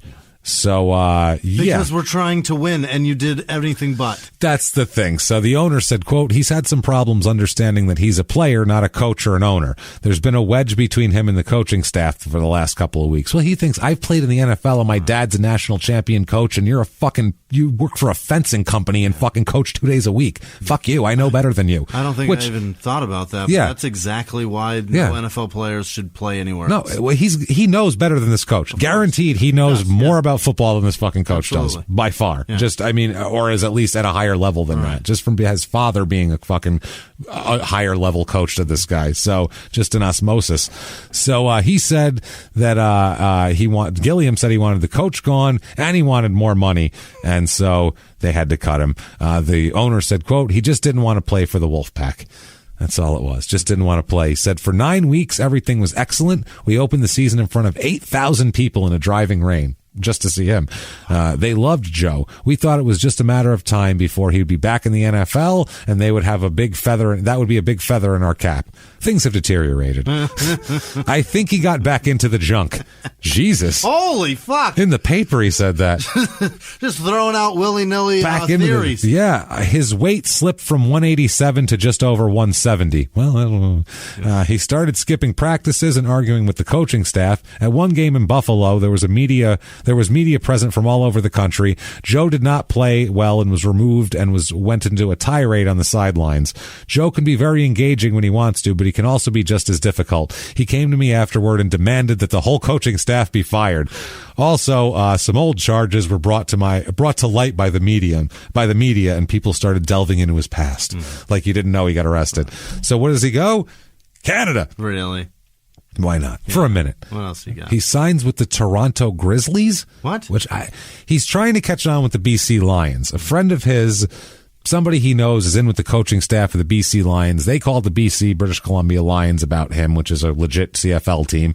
And they was waiting to see if that was going through. But in the meantime, he goes to play for Toronto, and he says his life is, quote, personal life is back on course. Good now. But he's so good at getting his life on course. It's every 6 months. But he ends up being late for a game. His car ran out of gas, he said. The actual game. The actual game, not a practice. He didn't have gas. He should have been there for like 4 hours beforehand, though, so it doesn't really matter. So they said, okay, when you get gas in it, keep driving it back to Tennessee because we're not fucking having you anymore. Okay. Goodbye. October 1978. He violates his parole or his probation. Apparently, his father supplied the authorities with information that led to his arrest as well. Apparently, Joe was out in a place where Joe Sr. thought he'd be safer in jail than where he was. Wow. He was in that kind of place where he was happy to see him in jail. He just needs to chill the fuck out. This is a quote here from the assistant district attorney. The indication that came the indication that he was using drugs again came from a very concerned person, his father. His father came to us and was concerned that he was afraid he was back on drugs and he was afraid he would hurt himself and others. Yeah. He's walking around with shotguns with 16-year-olds, and yeah, you never know here. So on October 12th, he's arrested by a Tennessee Vice Squad officer on a warrant issued charging him with a parole violation. He claimed he was unemployed and using. The state claimed he was unemployed and using drugs. That's both. He's supposed to be employed and not using drugs. He got it backwards, apparently. And this is from the 76 charge of having the gun and the weed in the car, the gun, the weed, and the coke on the high-speed chase. The judge revoked his bond and placed him on the original charge, which is still pending. Remember, they continued it? Right. That's what that is. And sentenced him to, you, sir, may fuck off 45 days in jail. Yeah. He's transferred from, he was in a workhouse for a while. They put him in a workhouse, and then he was transferred to a drug and alcohol abuse center to go on a detox program for a long-term medical treatment. He's a fucking mess. Doctors said when he began the program, he was drug-free by then. So he hadn't been doing drugs in jail, which is a good sign, I guess. I don't fucking know. I suppose. At least their jail's clean. Yeah, at least when he showed up at the program, he wasn't like detoxing at the time. So 1979 comes along. He's playing football again. How? Playing for the Baltimore Eagles. Oh. Exactly. Yeah. For this, he only receives road trip and meal money. That's all he gets for playing for the Eagles. Playing for a per diem. That's it. That's all he's doing. He plays for them. He's also has to work for an oil company, because that's who owns it. Some guy who runs an oil company. The owner said, quote, "I'm happy to have Joe. He has it put together for us." That's a weird thing to say. "As far as I'm concerned, what's in his past is gone. He's been cutting it both on and off the field. So he's fine. It's good now." Silver. He says that he loves the Baltimore Eagles fans, although he was taunted at one point. This is a teammate said, quote, "We played a game against the Pittsburgh Colts, and that's weird, and some of their players were yelling personal stuff about drugs and stuff like that." The players, not the fans, the players. They were trying to get him into a fight and thrown out of the game because he was passing them silly. But Joe said to them, "You're not getting in my head." So he said when the final good game was acknowledged here, or when the final good game Joe was acknowledged after a recent home game, he went and sat alone outside in the dressing room. Really weird. And they said he's been acting strange like that. He refuses to share his thoughts on his comeback. The reporters asked him questions. He said, quote, "I'm not rapping." Yeah. Walked away. Maybe if I don't talk about this, it'll be better for me. Yeah. He's been talking the whole time, and it's not going well. No shit. One of the other players on the team said Street, which is what they call him, Jefferson Street. Street should talk, at least selectively. If not, he's going to end up like Dwayne Thomas. He's got to let people know what's on his mind. Dwayne Thomas was a Cowboys player who ended up out of the league because they had a fight with the Cowboys over a minor marijuana arrest. Right. It was ridiculous. It just kept gaining steam. So, they said that his skills, though, are still there. A bunch of Baltimore Colts, the Colts are still in Baltimore back then, were watching this game and saw him throw it. He threw 5 touchdown passes, and they said, quote, this is one of the receivers said, quote, "I'd like to see a horseshoe on that helmet." Oh. So he's like, we could use him on the Colts, but instead he's going to sign with the Birmingham Vulcans of the American Football Association. Very quickly, we'll talk about what that is. AFA. I didn't even know this existed, and I know all these weird. I know the Continental. I know World. All these weird little defunct football leagues. I'm kind of an expert on them, and this one came out of nowhere. They had what are they? What is this? 9 teams: the Arkansas Champs, the Mississippi Stars, the Oklahoma Mustangs, San Antonio Charros, the Shreveport Steamer, which I think was a World Football League team as well. Yeah. Alabama Vulcans, which I think the Vulcans were, no, they were the Americans, never mind. Carolina Chargers, Florida Firebirds, and Kentucky Trackers. Those are the teams here. So they signed him because the owner of this team here, the Vulcans, said that he was upset with dwindling attendance. He said, quote, "I must be doing something wrong. We aren't drawing people to our games. I'll be darn sure embarrassed if we only have this many 5,500 at Saturday's game against Shreveport. What makes that game so important is they're televising it back to Shreveport. I don't want Birmingham to look bad in front of all those people in Louisiana, but if we don't draw better Saturday than we did tonight, I think it will be embarrassing." Yeah. So that's what he said the week before they signed him. Right. He's embarrassed. This is what Who the fuck wants to watch semi-pro football? That's why. I'm shocked 5,500 people would watch that. That's amazing. 550 seems like a push. How bored are they? They love their football, I guess. So anyway, he announces that he signed with the Vulcans, and he was playing for Baltimore Eagles at the time. He doesn't show up right away in Birmingham, claiming he has a few loose ends to tie up in Baltimore. He arrives in Birmingham, has not signed a contract, as he's just agreed a handshake deal so far. Not signed a contract yet. He just told the owner he would show up. And he says, quote, "I've just been following my nose, and this is where it's leading me. It's hard to leave an undefeated team. That was the delay." That's why it took him a while to get here, because Baltimore was undefeated. So the owner promised Joe that he would be a buffer for him at the media interviews, and that he would sift through the questions and wouldn't let the press hound him about drug shit, basically, he said. Gilliam said, "My past has been written about too many times," and he didn't want to deal with it. So the problem is the Eagles then want to sue the Vulcans over this. They meet and talk about a lawsuit and blah, blah, blah. The Baltimore team said, quote, "His contract with us is certainly binding, and so we don't want to give him up," basically. So they're fighting over that.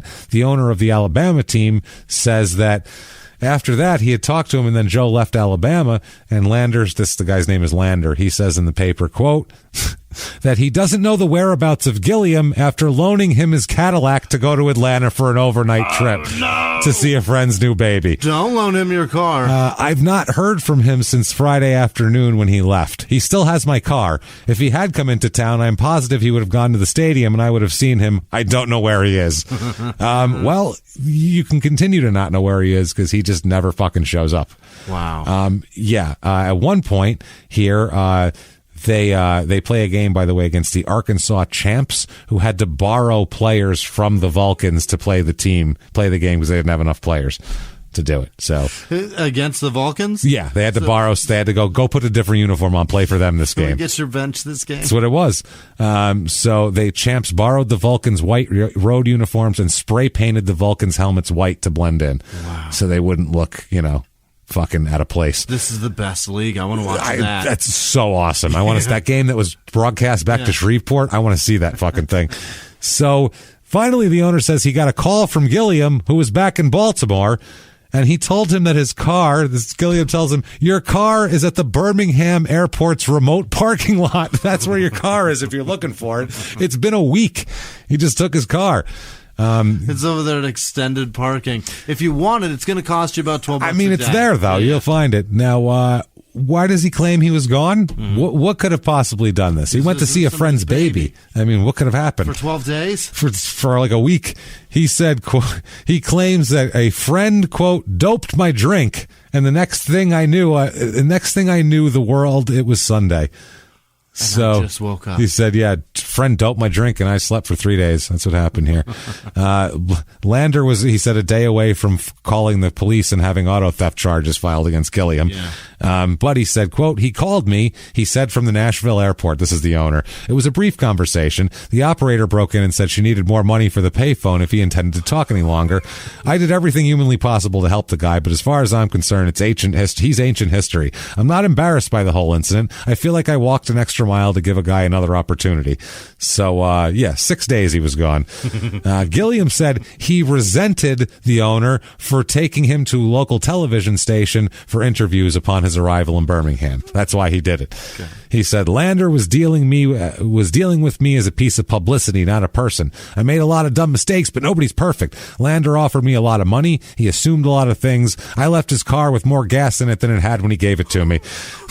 When I did him a favor. So, when I was a senior in college playing the blue-gray game, the blue-gray game, that'd be a very different game. George Wallace made me an honorary lieutenant colonel. George Wallace, the fucking presidential candidate from 68 and 72 who is the most racist man that's ever walked the face of the earth. His stated political fucking platform was, I hate them blacks. Wow. I mean, he was just the most vehemently fucking racist guy in the world. He apparently made him an honorary lieutenant colonel. I figure I would pull that badge out on him if I were ever arrested. He said, with the recession and everything, everybody has their own pressures. But I guess the last couple of days I really wasn't myself. Yeah, you took a guy's car for a week. That's wow. So he goes back to Baltimore. And he apologizes there for leaving, and he says to the press about it, why he left. He goes, I was supposed to get a lot of money. That's why. I hadn't talked to the press in over a year, and as soon as I got off the plane, the first place we went was to a TV station. Oh, I was so mad. It was publicity for Lander to make a few extra bucks for his game. I didn't even give him a chance to make the offer. I just didn't appreciate being used like that. And another guy here who works for the Royal Oil Company there and he's also the offensive coordinator for the Eagles. He says, Joe asked me about his going down to Birmingham to check the offer. I told him go ahead, that he'd be a fool not to investigate. But the problem that I'm having with it, though, is that no matter what league you play in, you're a bringer. Yeah, that's your job. That's what it is. Yeah. As an athlete, your job is to get people there to see you play. If you're a name and you're signing for a semi-pro team, that's why they're signing you. Right. They don't care if it's not the point. Why they're signing you for publicity. For any other what? Yeah. Well, because they like you. Yeah, they like you. They think you'll be really good, but they're going to keep it under the radar that you're there. Like, no, you're famous. They're going to tout you. Their job is to make money. So August 19th, 1979, it's a bad day for Joe. Let's just say that. In the morning, his wife of 9 years files for divorce. No. That's the morning. Then it gets worse. Then it gets way worse. Way worse. Okay. Okay. Now he is, he's working as an inventory manager and general troubleshooter for the Royal Oil Corp, which is owned by the Baltimore Eagles owner, which they own the team, and they also own the 1977 Buick that he's driving. I was just about to ask whose car did he borrow. It's theirs. No, but it's his company car. Yeah. At about 5:15 p.m., Officer Joseph Goldberg of Baltimore Police found Gilliam staggering from an alley in the 1500 block of Kensett Street, which is fucking not a good area. That's downtown Baltimore. No, it's not good. In the heart of the ghetto is the way he described it. He'd been badly beaten on the head with 2x4s and lead pipes. Initial news reports went out that he was shot twice in the head. That's how bad he was hurt. It looked like he'd been shot. That's how much blood was there. One television network interrupted regular primetime programming in Pittsburgh to show a report that Gilliam had been shot twice in the head. Wow. So, I mean, it spread a lot back then. According to witnesses, 4 men...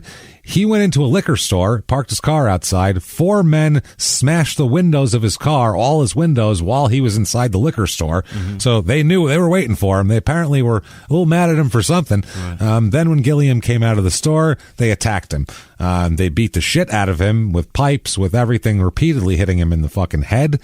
According to the police report, the car was parked in a vacant lot with all the windows smashed. The report said the attack occurred in an alley adjacent to where the car was found. They found him bleeding from head wounds. He added that the 2 men reportedly smashed out the window of the car with 2x4s. He was rushed to the hospital, to the shock trauma unit. They said it there, quote, there was some beating around the head with a blunt instrument. There may be a slight concussion. It's a little bit more than that. That's brain damage. Actually, 2 days passed before he regains consciousness. Oh, boy. That's a long fucking time. I'm in a coma. Basically. They said with a brain injury, a head injury, we don't take any chances, but the injury won't hurt his football abilities. That's literally what the doctor said. Wow. The injury won't hurt his football. Don't worry, everyone. His shoulder and his elbow are fine. Wow. They didn't hit him in the leg. It's all good. What the fuck? So he's an athlete. Don't worry about his head. That's what they said there. So another 2 days, and they said athlete with a wink. Yeah. And another 2 days passed before he was able to recognize his father. Oh, so 4 days before he can even recognize his father. He had no bones had been broken miraculously. Not even a skull fracture. No, nothing. No bones, just a hardcore brain swelling and all that sort of thing. He lost 16 pounds while he was in the hospital as well, which is he's not a guy who can lose weight. So yeah, that's the problem is the neighborhood he's in is basically, unless you live there or are buying drugs there, there's no reason to be there. So it's one of those things. It's on the west side of Baltimore. I mean, it's the Wire, basically. If you're going by the low rises, it's for a fucking reason. You know what I'm saying? So it's one of those things. He was cut by wood clubs and possibly glass. Who knows? He says about it, he's got a quote, "I was robbed. I was coming back home when I stopped to buy some liquor. I had a lot of money in my pocket. I wasn't thinking about anybody doing nothing to me, but they did. I came out of the store and all my windows were knocked out. The last thing I remember was that I had gone to the trunk to get a swish brush and was sweeping glass off the street." Back home we have brushes to wipe the snow off your car. They have a scraper on the end and a brush on them. Everyone has them in their car. So he said to sweep the glass sweep the glass off the seat. When I woke up in the hospital, I remember I had some money and I asked my mom to check my pants and it was gone. They crept up on me real good. Happens to people all the time. But the cops are like, we think it was a drug thing. Like, we think these guys knew who the fuck he was. Why would 4 guys beat the shit out of him like that for that? Smashes. He was targeted ahead of time. So nobody bashes your windows and waits for you. That's what I mean. That's when they're mad at you, when you owe them money. Exactly. That's what happens. It's not a random ass hey, thing. motherfucker. Right. Yeah, when you rob someone, you hide. You don't fucking, it's just weird. So anyway, he says, yes, I have pleaded guilty to possession of marijuana and possession of heroin, and I did time on both of them. Because of my reputation, even the things that aren't my fault give me the air of irresponsibility. It's tough. It gets to me, but I created the situation, so I've got to live with it. Yeah. You're talking for a man with a head wound. That's what I mean. Yeah. There's later on there. He is a friend of his on the team said, quote, he realizes that problem is in the past. He realizes that he was definitely going nowhere in that kind of scene. So he's going to be okay there. He also says, quote, if he has a problem now, I'm not aware of it, and I can't foresee him having one in the future. Okay. We'll see. August 22nd, 79, arrests are made in this beating. They find at least one of the guys here that beat him. He was still in the hospital at that point in stable condition. And they said, the police spokesman said, quote, we think the assault was quite possibly drug related, but I'm not going to say any more. They arrested brothers Timothy Matthews and Warren Matthews and a third suspect as well, held them on $100,000 bond. They also had marijuana on them and a couple other things here. So they're being held with charged with assault with intent to murder, malicious destruction of property. Wow. That's a lot. So that's 2 of the guys here. Attempted murder. Yeah. September 15th, less than a month later, Joe insists on starting a game for the Baltimore Eagles anyway. Yeah. He does against the Connecticut Sea Raiders. Jesus. He underthrew his receivers and was intercepted 6 times before being pulled. He was still 20 pounds light. He shouldn't have been in there. He was weak physically. He shouldn't have been in there. Not the head wound. No, it won't affect his football. He then came down with stomach trouble and a cold. Mm-hmm. What 2 things also their effects look heroin like? Stomach trouble, cold. Well, a cold, if he does coke and heroin, a cold and stomach troubles, they go together. And he didn't practice for the championship until a week before the game. Now, he's kind of done with the semi-pros, except he'll come back and play a little bit. 1981-ish, he sells both his Super Bowl rings. Hawks them. Oh, no. Pawns the rings, man. That's when you know it's bad. Yeah. That's when you know it's happened. You hang on to those a little while longer, too. Those are going to be worth some money. That's what I mean. He got rid of them way too early. He did. What did he get for them? I don't even know. Who knows? Doesn't say. Just say he hawked them, man. Bet $1,000. Pawned them. Yeah. I mean, I bet it wasn't much. Both of them. Yeah. 1982, he's playing ball again. Yeah. Jesus. He's playing with the New Orleans Blue Knights of the Dixie Football League. Oh, no. It's funny, when you look up the Dixie Football League, it's not even this Dixie Football League that you find the Dixie Football League from the fucking 40s that was around. Really? Yeah, it's not, who knows what this is. He is also, Jesus Christ, he's working there and making his money, though, as a stevedore on the New Orleans docks. What? He's a fucking dock worker. Oh, boy. He's a season 2 of The Wire dock worker. That's a stevedore. That's what he's doing. He's fucking dock work. He's a longshoreman. He's a longshoreman, basically, yeah. And throwing. You can make decent scratch fuck it. But if you're an NFL quarterback, you don't want to be a fucking longshoreman. You want to be an NFL quarterback. Right. Shit. He says the money is just enough to get me by.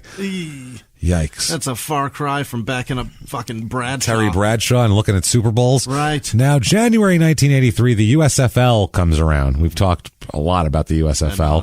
Ad nauseum. He signs with the Denver Gold of the USFL. Yeah. One of those hats. Not too bad, right? Yeah, it's pretty funny. This is the Gold were the cheapest team by far. The stories about how cheap they are. San Antonio was worse later, but these guys were like markedly cheap. This is fucking funny. One of this player said, quote, "The first argument I ever saw between an owner and a coach in pro football was between Ron and Red Miller," which is the coach and the owner of the Denver Gold. "Ron wanted to send the cut players home by bus. He didn't even want to give them a fucking plane ticket.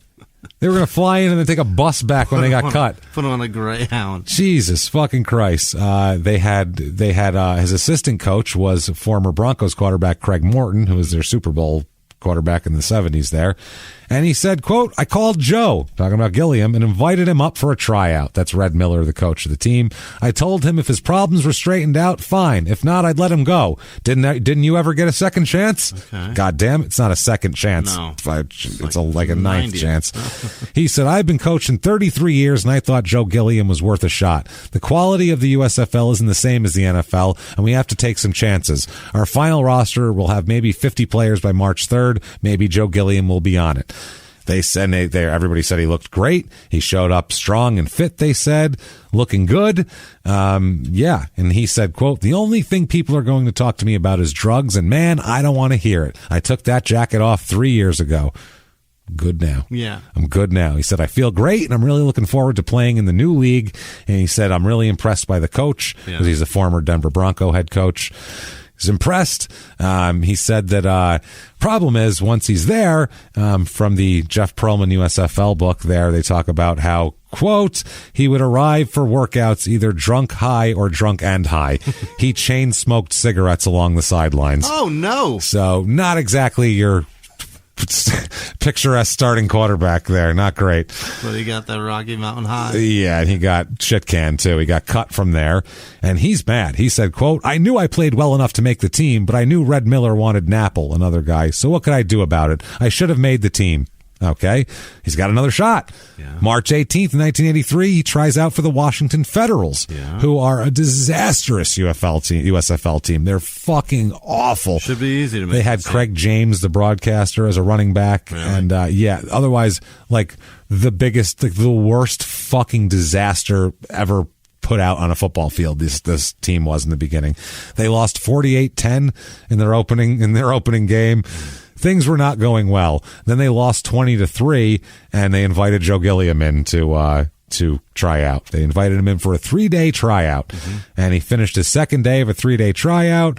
And he said, quote, "I wish I could tell you it happened all of a sudden on a Sunday morning, but it was hard. It took time. The press never let up. They were always dwelling on the past. I don't appreciate it, and I know my fans didn't appreciate it." He's good now. He says, people don't forget, though. That's the thing. He says he credits his family, his friends, and his religion for his ability to end his drug problem once and for all. He said, "My problems are over. Again. I'm good now." Yeah. He said, "There was a time when I just didn't think positive the way I do now. I was on a whole other page. I do less childish things now. I've done a lot of things. You can just do a little research. You'll find a lot of them. Don't bitch at me. He told me to do this. See, do a little research and find them." He was, okay, and I did this, and it was a lot of research. So, he ends up being fucking stuck there at the Washington Federals for a minute. And here's what happens. They send their media relations director to pick him up from the airport, who's their media relations director, is a college kid. He says to drive him to a TV station for a local introduction. And he said, this is what the guy says, quote, "He said we needed to stop at the liquor store. Oh boy. I was 24. He was a Steeler. What choice did I have?" Yeah. "He got a bottle in a brown bag and he drank it on the ride."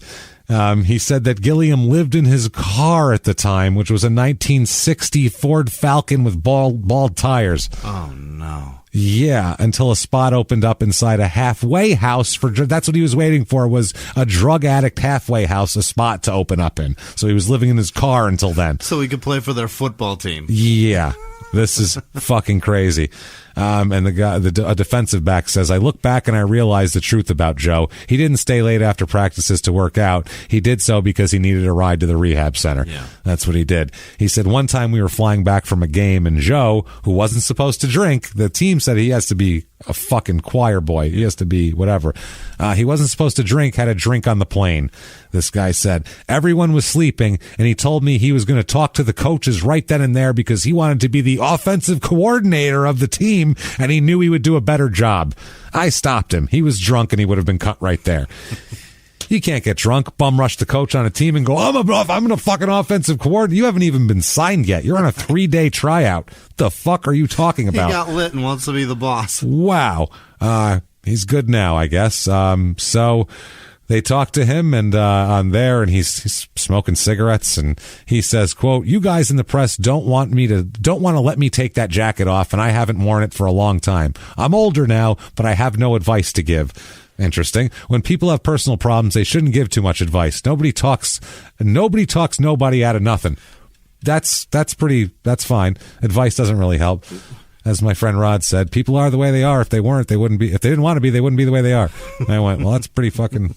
Can't argue with that. I don't know how to argue with that. Why does it keep saying a jacket? Is there a heroin jacket? And yeah, that's like the cover that they put on him. The jacket. I think it's more like jacket, like your arrest record jacket. What's his jacket type of thing? I suppose. I keep picturing him like a folder. Yeah, like a jacket, like a leather jacket that says heroin on the back. I keep seeing him lettering in heroin. It's got a needle on the back, and it's like H on the chest. A little H. That's your letter there, and then it's got like a tie-off little patch that you can get on. Little patches that you get for different things.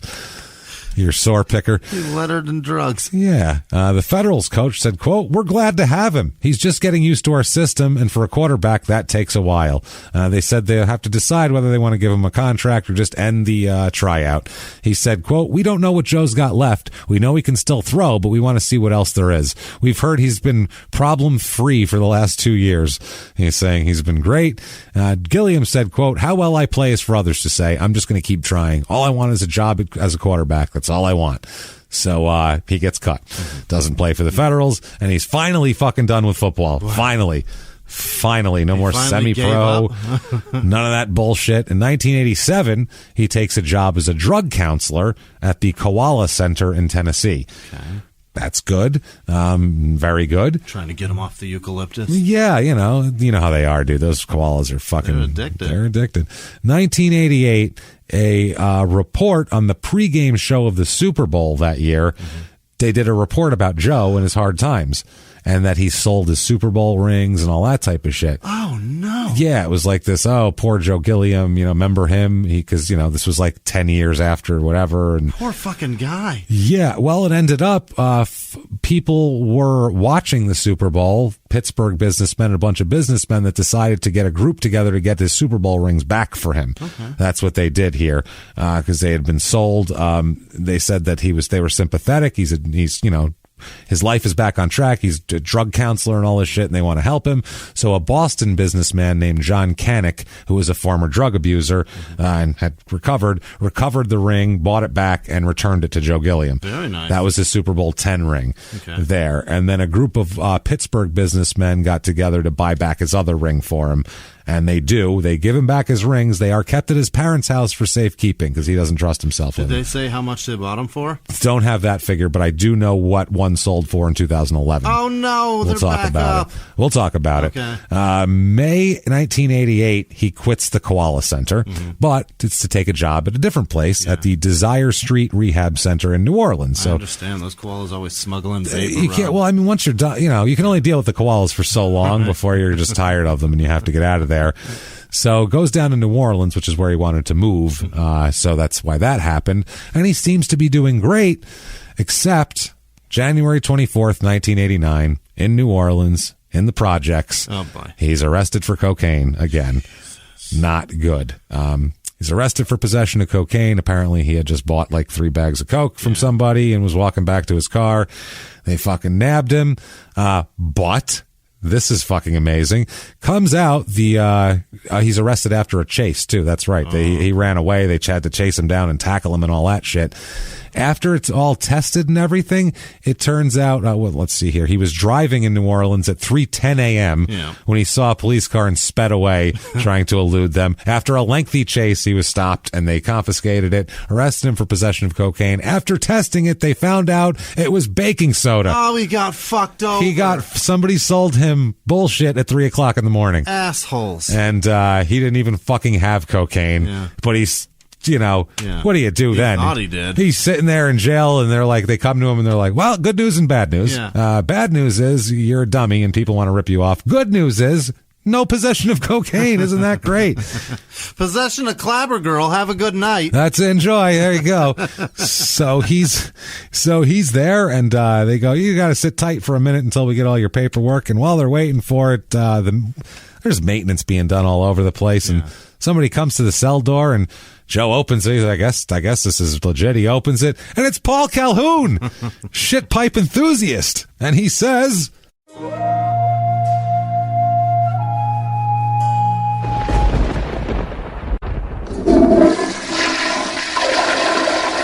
how is it you come to arrive here, guy? What the fuck is wrong with you? Look at this. I'm coming in for the shit pipes. I'm not going to lie. I'm always unplugging these jail shit pipes that are worse. People put fucking shoes down there. I found a baby in one last week. I don't know where it was in a male prison. I don't know how it happened. Weird as shit, right? You find things. You, though, for the love of Christ, your shit pipes were about 8 feet wide at one point. Everything could have flowed through there like the fucking ocean. Really funneled them down. Hey, you got like a fucking drinking straw, and it's full of coke and heroin, and you got stuff in there. What the fuck's going on? What's wrong with you? What the fuck is wrong with you? Huh? Get your head out of your ass. People like you. They love you. They're trying to help you. You're fucking up like nobody's business. Yes, son of a bitch. Poof. And in a poof of PVC and poop, he's gone. And Joe is like, that has to be like a flashback left over. I'm good now? I think I'm good now. Fuck. So July 20th, 1991. So he gets off on the baking soda thing, but he still was trying to buy Coke at 3 a.m, which is a bad sign. July 20th. Oh, God, the depression that must feel as soon as you go to take a nice big fat reel of that shit. And it's not. And it's just Arm & Hammer. Well, he would have been cooking it. Oh, boy. As we'll talk about. Really? Yeah, he gets into crack here in the 80s. Well, you think it can't get any lower, right? Yeah. Can't get any lower? Yeah. Want to see lower? Yeah, a little bit. It's about to drop lower, Jimmy. Boy. July 20th, 1991. Shreveport, Louisiana. Yep. 1:30 p.m. Yeah, okay. At a Church's Chicken. Oh, boy. He apparently... Okay, he walked up to the window.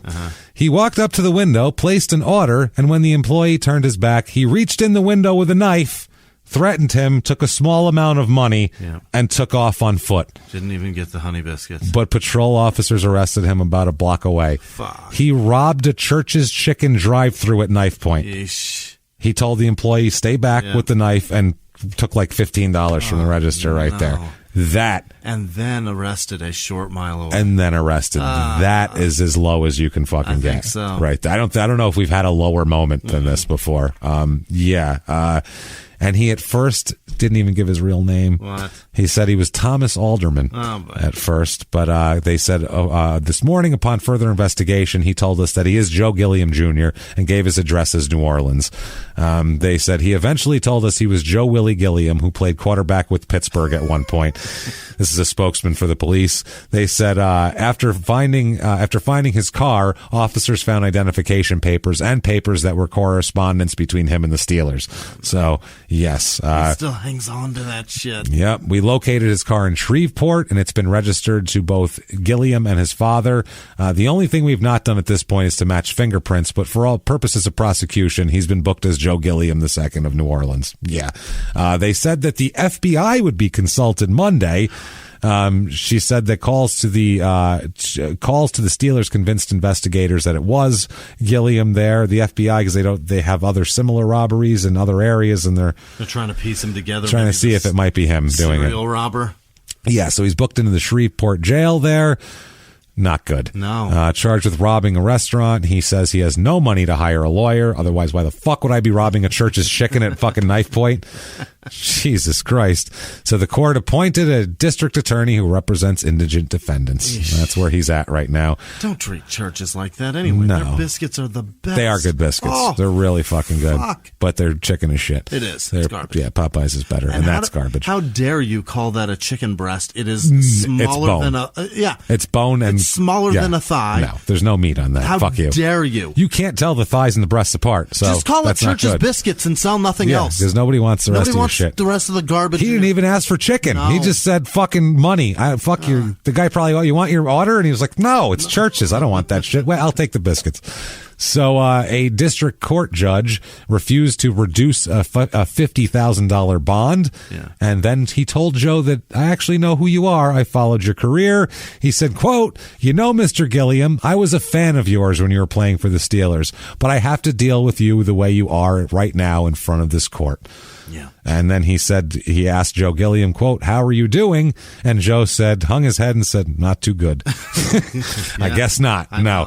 No, 1993, he's good now. Okay. Now he's good again. Mm-hmm. He's good now. His brother, Craig, his older brother, Craig, works as a coach at Lane College, a Division II school in Western Tennessee, and gets Joe a job as his offensive coordinator at Lane College. He got the job. In 1993. Finally. He passed his drug tests and everything, and he stayed there. He was there for a year, and then he left. So, and he didn't really go to another job. So I don't know what the deal was, if it was a mutual parting of ways or what, but it does not go well for Joe because January 1996, the Steelers are in the Super Bowl versus the Cowboys, right. And there's an article everywhere. Stewart being there. Well, no. It was Neil O'Donnell was the quarterback at that point, but it's because he's an old Steeler. That's the last time the Steelers were in the Super Bowl was the 70s, so that's why they were talking about all the 70s Steelers. He came up and.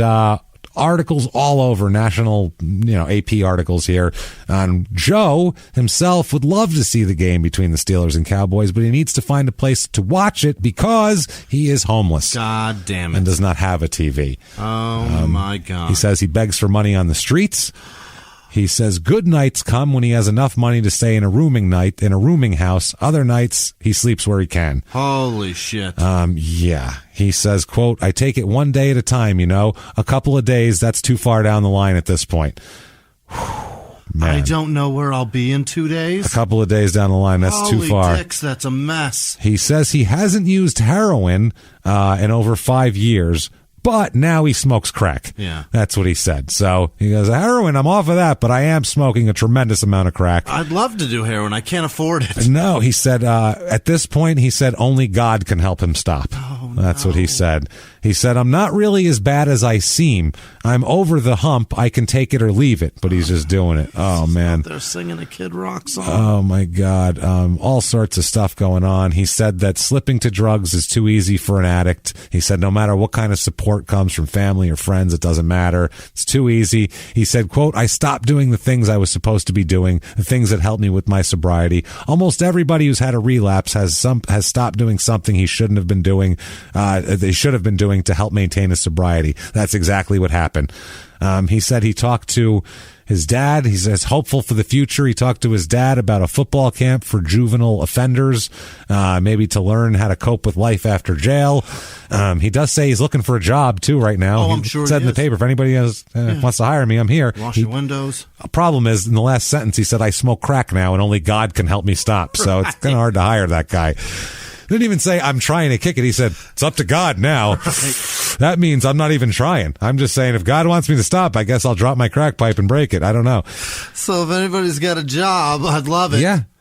He said he doesn't worry about what might have been in his life and the mistakes he's made. He said, quote, other people do that for me. You know what I mean? And I just refuse to look at it that way. I've never been able to get up, I couldn't go on. It happened. I let it go. So you got to feel fucking terrible for this guy at this point. Yeah. I mean, you don't want him being homeless. This is fucking ridiculous. I do. I feel bad for him. I feel bad for his family, his kids. His father is trying to keep him on track. I feel bad for all these people, Jimmy. All of them, but not nearly as bad as I feel for Joe Gilliam, co-owner at Poets Garden Gallery in 202 in the greater New York City area. Joe Gilliam, chief financial officer and senior vice president of corporate development at Glaucos in Orange County, California. Joe Gilliam, project manager at Middleby Bakery Group in Dallas. Okay. Well, he bakes stuff up. Yeah. You know. Joe Gilliam, senior product advisor at Heartland Payroll Solutions in Cleveland. And finally, Joe Gilliam, aviation electrical technician in San Francisco. Jeez. I would not let this guy fix my plane. Never, ever. Not at all. And what the fuck? Joe Gilliam, captain at the Lubbock County Sheriff's Office. Captain Joe Gilliam. So, yeah. Oh, my God. September 1996, offers come in to help after this whole thing, but nothing that he was real interested in until finally a coach at his alma mater, Tennessee State, Coach L.C. Cole, offered Gilliam a job as an unpaid volunteer just to see if he would stick with it, right. Coaching the Tigers quarterbacks. Okay. So you want to come in and help the quarterbacks out for free and show what you can do? Come on in. Where is this? Tennessee State, his alma mater. Yeah. He says, quote, this is the coach here. Joey was so grateful that he broke down and cried as nobody was giving him a chance. Yeah. He says that, quote, Joey knows he has to stay clean if he's going to remain a part of this program. He's passed 3 drug tests since August. Also, he's living back at home with his parents, and that's a good sign. That's great. That's great. Anybody who knows his father knows he won't tolerate anything. Mm-hmm. His father seems like a defensive coordinator for a black college. Yeah. He will fucking scream at you at a drop of a hat. The man turned him in. That's what I mean. Know what I mean? He's the a man bad called motherfucker. The police on him. I love his dad. Yeah. So he's been training with the quarterbacks or teaching them. He's trying to teach them poise and how to move in the pocket and pick up secondary receivers, trying to teach them to run down their checks and shit, like pros have to do. Right. Don't be Terry Bradshaw. Right. He said, quote, I love it. It's the best thing that's happened to me. He said that Gilliam, the coach said that the coach's brother said that Gilliam was his hero when he was growing up. Yeah. He said, as a black quarterback at Texas Southern, I identified with him. I followed his career at Pittsburgh. And he said, Joey's not a bad person. He's never hurt anybody but himself. You can't just throw people away because they have a problem. You want to help. So January 7th, 1997, he's arrested. Yeah. Again. He's arrested after he left the home of an East Nashville drug dealer who had been under surveillance again. Vice Squad busted him. They found him holding a pipe with a rock of cocaine in his hand, and he was given. So obviously, this is it's never going to stop. He was in jail in lieu of $4,000 bond. Nobody was getting him out. No. He was sitting waiting for his hearing. 1999 is 25th anniversary of the 1974 Steelers. The Lewis, the guy remember that receiver who said that it wasn't a big deal that he was black, we just need a guy in the beginning. He wound up riding in the same van with Joe into the city. And he says, quote, he looked great. He was telling me how he'd gotten his life back together. He said he had a job, told me about a possible book deal, and said someone was interested in doing a movie about his life. I was so happy for him. They said that he looked good. He had like a cool hat on. I remember seeing the picture. He had like a cool hat on and shit. He said, quote, this is Joe. Guys were hugging me, telling me how glad they were to see me. He said, I guess they saw me and saw I was all right. And we did a lot of crying and hugging. It was just a great celebration. Lewis said, I just remember seeing him catching up and thinking everything was beautiful for Joe. It seemed his future was looking so bright. And, that's about that. And looking back on the Steelers, Joe says, quote, I had begun to develop inconsistencies. This is about why the Steelers let him go. No hard feelings. He says, my overall attitude and actions, everything. Not showing up for practice, being late, just a goofer. I guess I figured they'd cut me. At the time I cared, but I didn't care. It was kind of a paradox. I did care, but I didn't care. I guess I really did in my gut, but I didn't. I guess for show or whatever. He just didn't want to show like they were getting to him. And he said that drugs definitely influenced his attitude and his career. He said, quote, "It certainly didn't help me think any clearer." No shit. And they asked Chuck Noll at the time, why did you cut him exactly, with hindsight? And he said, quote, "He was unreliable. He was of no use to the team. We couldn't depend on him, and there was nothing else to do with a player like that but other than let him go." He was doing druggy shit. Well, the quarterback's got to be the most reliable guy on the team. So if he's not, he's not. First guy to practice, last guy to leave, that's the quarterback. And not because he needs a ride to the fucking halfway house. So, May 2000, his friend Gentry there, he said he had a scheduled work trip from Nashville to Louisville, where he was hosting a sports radio show on the grounds of the Kentucky Derby, and he asked Gilliam to come along with him. He said at first he agreed, but then when he went to pick him up, Joe changed his mind. He said it was too hot, that his chest was hurting, and that he'd be coughing a lot. Gentry said he didn't feel good, but I made him go. Oh, we made him go. I made him fucking go. Right. He said Gilliam complained nonstop during the 4-hour drive. I think he's probably hurting. I think he's on something. He's hurting for something. He's going through withdrawal. Yeah, he said, but once they arrived at Churchill Downs and began broadcasting, Gilliam perked right up. Red light came on and he knew. People recognized him and were eager to get close to him. That's what it was. He said that Pittsburgh fans attending the race noticed Gilliam walking on the concourse behind the seating area and swarmed him basically. And he loved it. They said he waded right into the people and talked to them till nobody wanted to talk to him anymore. He thought it was the greatest thing in the world. People roll up their windows at the overpass. Yeah. These people want to talk to him. That's what I mean. So they had a big party afterwards. A government official from Louisville noticed him outside the Kentucky Derby Museum and invited him to a party, like a highfalutin party. Okay. So at the party, a woman who owned a bunch of real estate in Louisville invited Gilliam and Gentry to an after-hours party at her condo. Oh, shit. So this goes on and on. As they drove back to Nashville that night, Gilliam leaned his head back in the passenger seat. This is fucking crazy. Leaned his head back in the passenger seat and started crying. And Gentry asked if he was okay, and he said, this is what Joe said, quote, "Howie, all that I've done and all that I've been through, they still love me, man." And he was crying, and they said his friend told him, "Yeah, Joey, they never stopped loving you. Just wanted you to stop fucking up, dude." Right. It's that. So 2000, in the summer, he starts the Joe Gilliam football camp at Tennessee State. So, by the way, that is still going on today. Really? The Joe Gilliam Jr. football camp. That year, the football camp had 80 teenagers, and he was planning another. He was hoping to become a football coach and a high school coach or college coach, maybe high school to start, go into college like his dad did. And that's what he was talking about. He was talking to a Steelers assistant coach of his kind of philosophies of coaching, and he was getting serious about it. December 25th, 2000, Christmas Day 2000, Joe dies. What? Yeah, he dies of a cocaine overdose. Really? Yep, and it happened again. Yeah, he died of a overdose there. Not good. Yeah, he's found in the morning by his family on December 25th, which, that sucks. 4 days short of his birthday and Christmas Day. And, it was a cocaine overdose, accidental. Merry Christmas to me. Merry Christmas. So they had the funeral. It was after a couple days after Christmas Day. 600 people showed up to pay their respects. He has 3 daughters, too. He's got kids and everything. Doug Williams showed up. Doug Williams, if you don't know, was the black quarterback who won the Super Bowl first. And Doug Williams was he was a really successful black quarterback, and he really appreciates Joe. He said, quote, "Joe made it possible for every one of us black quarterbacks. The struggles he went through eased the struggles we had to endure." He said, "That's why I had to be here today." That's why I had to be here today. And also Steve McNair, Cordell Stewart, all the guys were there. Franco Harris was there too. A bunch of the old team Steelers guys. "I wouldn't have been comfortable with myself if I had not come to pay respect to Joe for all he did to help the rest of us."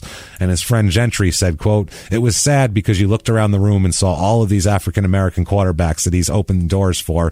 Yet for all he'd gone through his professional years and through his life, to see him laying there unscarred and peaceful, it looked like he was sleeping. It looked like for once he was happy again." And then Dan Rooney, the owner of the Steelers, he said, quote, "Joe had some difficult times and everybody knows that. But he was really upbeat, and he said when he saw him at the players' reunion, he was really upbeat and probably in better shape than anyone there. And 2009, he is inducted into the Tennessee State College Hall of Fame. Really? Which is good. Yeah, Fuck. that's his best national championships. Life, Fuck yeah.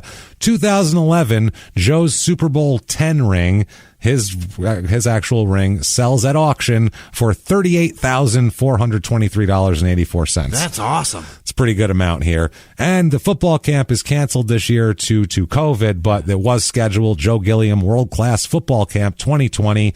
And they said it's a non-contact football camp for boys and girls with ages ranging from 11 to 17 years old. The risks are equivalent to playing touch football. The activities are focused on teaching the skills fundamental to football, personal safety, various positions of interest, and improving on existing skills. Has anybody important gone through it? Not yet. No, I don't think so. Not that we know of. Maybe. Maybe. But they didn't put it right on the website. $40,000 is all it takes to buy a championship. That's ring? it. That was 10 years ago. Yeah. It might be more now. They said that they have all these camps. They provide drinks and everything. It's what is it? JWG Camp at JoeWGilliamFoundation.org is how you can help them out at all. If you'd like to give them a couple of bucks, help some kids. Can't get enough of Joe Gilliam. I wish he was still alive. I know. I do. I was going to say I really can't get enough of Joe Gilliam. I want more. You can get this autographed, signed 8x10 picture of him. It's a cool one. Him pointing on downfield, taking it for a run. Signed. $59.99 plus $4.95 shipping. That's the buy it now. You can also make an offer on eBay, so you can get it cheaper, I'm sure. Also, because I was just fascinated by these semi-pro teams, 1979 Pittsburgh Wolfpack pocket schedule. There, you can get that for $50. What? It's a little pocket schedule. I think I'd rather have a picture that's autographed. Right? Or you can get a Pittsburgh Wolfpack 1978 program, which is pretty fucking cool, actually. That might be neat. Might have Joe in there. $15 for that thing, so that's not bad. Or you can smoke some crack and shoot some dope to fully simulate the Joe Gilliam experience if you truly cannot get enough. But that, my friends, that is heartbreaking. Is Jefferson Street Joe Gilliam. A super crazy 70s wild fucking freebasing, heroin shooting, crazy wild time. Career suicide and son of a gun. Fucking, suicide in general. Not on purpose, but I mean, everything he did was self-inflicted. It was the so most fucking self-destructive person on earth. He's so self-destructive, man. It's so sad. Boy, Like I said, he didn't have the demons. Yeah. I mean, like a lot of these people, I mean, we don't know exactly what he went through, but we don't have... Some of these people's demons that we talk about in the show are fucking obvious. Yeah. They're obvious demons. Right. I mean, they're like, holy shit, that was horrible. New Jack's dad shot his mom while she was holding him. You know, that's a fucking scar. Right. Like this, he didn't have any of that shit. So it's this one. He literally does not want himself to succeed. He refuses to let it. He gets himself in, and every time he's in his element, he'll get right in his own way. And every time something good was happening, you just know the next date I say is going to be an arrest. Right. You just know it. Things are going great. January 25th, you know an arrest is coming. You just fucking know it because it happened every time. What the fuck is that? So, man, if you like that story, tell everybody about it. Tell everybody about it. Get on Apple Podcasts, that purple icon. Give us 5 stars. It doesn't matter what you say. Tell us your favorite things to color when you were a child. That's your favorite picture in a coloring book, and we'll be like, awesome. Doesn't matter what you say. Do all of that. Head to shutupandgivememurder.com for everything crime and sports and small town murder. And small town murder has been hot as shit lately. You got to check that out. It's been awesome lately. Not that it's not always awesome, but we've been on a hot streak lately with these cases and shit. So it's getting fun. It's getting really fun. Check on that show. Check and do that. Check out P.S. I Hate This Movie on Fridays. We'll be talking about Grease 2 this week. And do all of that. Follow us on social media. Easy to do. Also, get your merch at shutupandgivememurder.com because there's tons of merch. There's new stuff up, I know. Always. All sorts of shit. Now there's greeting cards. Yeah. You can get that cute kitten that says cheer up, bitch, as a greeting card. And then send that to your friends. That's the greatest fucking greeting card ever made. It's so cool. Times of horrible. Right? Cheer up, bitch. Here you go. Here's a happy kitty. Sorry about your mom. Cheer up, bitch. Cheer up, bitch. So take that. That's good stuff there. You can get all your merch. Yeah. Follow us on social media. media. We are at Crime and Sports on Twitter and Facebook, and we are at Small Town Murder on Instagram. We just put it all on the one account there, and keep doing that. Following us, get to know us. If you want to be more, you want to be a goddamn hero. Yeah. A fucking hero. There's so many. So many. A producer of the show, and they're truly producers. The show couldn't happen without them, and we fucking love them so much. If you would like to be one of these people, you can do it very easily. You can have Jimmie mispronounce your name, and then you can get access to all sorts of cool bonus stuff. Right. I mean, there's even all the bonus episodes from last year on there. Right. There's a shitload of stuff on there. So get in there and hours and hours of shit. And we're putting out new stuff this week on Crime and Sports' bonus episode. We will be talking about Action Park, the northeastern spot with the documentary and all that. I grew up 52 miles from there. It was my front door to there. It was 52 miles away. And I've been there before and just know the whole vibe. And I also read the book, which is way more in depth than the documentary. So we'll be going over that and I'll be telling Jimmie all about it. And he's going to watch the documentary too. But then I'm going to fill in the blanks for him. And it's going to be a fucking lot of fun. I have to watch documentaries 3 times to get the whole thing. To get the gist of it. To get everything. Yeah. I can watch something like Wild and Wonderful Whites. Yeah. I watched that shit 5 times. Oh, that's good. And then should watch it 5 times. Of course. It's great.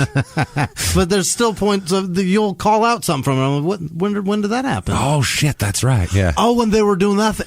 How did that happen there? So, get on that. You'll hear all this great bonus material, and you'll be a great person with wonderful karma. Jimmie will mispronounce your name. Everything can be had at patreon.com/crimeandsports. Or if you just want to be a wonderful person and get a shout out and, just have some good karma, you can do that as well if you want to make a donation on PayPal. Very easy to do so. Use our email address, crimeandsports@gmail.com, which is another way you can get a hold of the show. If you have any suggestions or comments or any shit like that, crazy stories, you can also use our voicemail, 602-759-0606. You can bitch at us or say stuff to us or do whatever you want on there. But thank you guys for hanging out with us. And without further ado, God damn it, Jimmie, there's only one thing that would fulfill me right now and make me feel, because I left a hole in my heart, this story. I feel bad. I want more Joe Gilliam. But instead of more Joe Gilliam, give me the greatest people on the face of the fucking earth. Hit me now, Jimmie. This week's executive producers are Pamela Solig, who donated both ways. Thank you so much, Pamela. Jesus, thank you. Kara Blatchick. Thank you, Pamela. Yes, a new one. I think it's Blatchick. I'm not good at this. Pamela Blackchick? No, that's not it. Zach Charles, Nicole Breyer, Kurt Gammon, Sandra Lovejoy, Dalton Kochik, I think, Matt Wisher. Nope, Lusher. Hey. I think it's Lusher. You're starting out with a bang here, Jimmie. I really am. Evan Shriver, Renee DeGee, probably not. Tom Fairley, Jared Pitts, Jordan Bennett, Ellen Hodnett, Gabrielle Grant, Jackie Sukup, Leanne Hatch, Rob Lanto, Margaret McHenney, Joanne Ahern, Chrissy-Ann Cristaldi, and Andrea Boyle. Thank you, guys. Every week you guys are amazing. Much more impressive, and I can't thank you guys enough for all of this stuff. Other producers this week are Tanya Kraft. Hang in there. She's going through some shit. Oh, shit. Well, we're sorry to hear that. It's health stuff, too. It's fucked up. Happy birthday, Toya Wayne Becker Corniato O'Brien. Holy shit, that's a name. All wrong. It's quite the handle, Chief. And Krista Zachman's birthday is this week, too. Ilya Wilmot, thank you very much. Other producers this week also are Matt Skinner, Lady of Law, S. Braswell, Travis Webb, Jonathan Gabri. Oh, boy. Bella Nightmare? No, that can't be right. Sarah would know last name. SJL LeBlond. Travis Davis. Justin Hoff. Jordan, it's going well, everybody. Jordan Ashby, Haley Coman or Cummin, like Omar, I guess. Omar Cummin. Emily Field, Jordan Ashby, I said that. C. Tucker, Chantel Tuma, Brianna Bertrand, Trent Kruger, Samantha Patterson, Stephanie Fisher, Andrew, Seeley Harris, Tasha Jaruzinski, Andrew Hoskins, Kyle Berkeley, Adita Sanchez, Samantha Ruiz, Earl Grays, Samantha what did I do? Quattrocci? Okay. Yep, that's Italian, I'm sure. Rachel Kerr, Katie Miller, Kira Mahoney, Bradley Joe Waldrop, Tom Milligan, Kelsey Knapp, Becky, Amio, No, I apologize, Becky. Holly Ward, Michael Thomas, Nathaniel Plas, Adrian Doheny, Adam Hurwitz, like Duritz, Jessica Jenkins, Jade O. I don't know what I did. I ruined somebody's name. Adrian Goff or Go. Not the first time. Brady Murphy, Cherie Sandoval, Christian Pierce, Amanda Kent, John Mills, Damon Rail, Christian Kudahi. Annalie, it can't be right. M. Roberts, Sarah Potter, Painter, Mike, Mike Shearer, Kaylee Verhusen, Christy McFarland, Hulk Smash Battle Camp. Okay. Kevin Huntington, Kieran McGuire, Jeanette Throneberry, Cody Crowther, Rita Davis, Uruguay? No. Kaiser Anthony, Amy Deitch, what did I do? Steve Tancredi, Matthew Boland, Sarah Hamilton, the Bolero family, Jesse Speicher, what is that? Arthur Deaton, Brandon Haug, Adam Sorber, Dave Alexander, what is this? Kaylin Vanessa? No, Anissa. Not even close. Vanessa Rivera Fisher, Philip Smith, Corey Pritt, Warren Thompson, Amy Nesbitt Wright, Marco Parsons, Geeky Nerd 2000, Joseph Kitzberger, I think, Jake Dengler, god damn it, Michelle Perfect. With no last name, Claire Downing, Rosie Marr, Mayor Jesperson, Velvet Heaps, fuck. What am I doing wrong? Mark Hackett, Chandra Jenkins, Sean Duggan, Patience Cole, Haley with no last name, Nathan Schroeder, Taylor Striegel, Aaron Nelson, Sharon Gabriel, Lisa Watson, Corin Maniscalchi. Fuck. What? You're having problems. Ultimate, what did I do? Hellcat, The Bold. See, it's easy words, and I can't even get Lisa Watson. I said that. Staley Sadler, Mendy Schmidt, Brandon Calvin, Emily Shilperdot, Kelby Houseman, Sharon Gabriel. I said that. That's why. Molly with no last name, Sarah Sparks, Chad Walker, Katie Andrade, what? Yeah. Stephanie Hicks, I talked myself out of them. Kristen McCall, Georgia May Jankunis, Karenina Elza Doder, Alex Zanger, Kelly Evans, Jessica Merritt, Samuel Pickup, Travis Olumbaugh, what? Olumbaugh? Nicole Rowling, Will with no last name. No, it didn't. Hugh Janus, you got that right. That's not real. Chris with no last name. Kelly DeCalgany. And Adam Moody. It's getting so goddamn difficult. Luann Holzhauer, George Deck, Andrew Trimmer, Sarah Hargrove, Joanne Taylor, Datra Walker.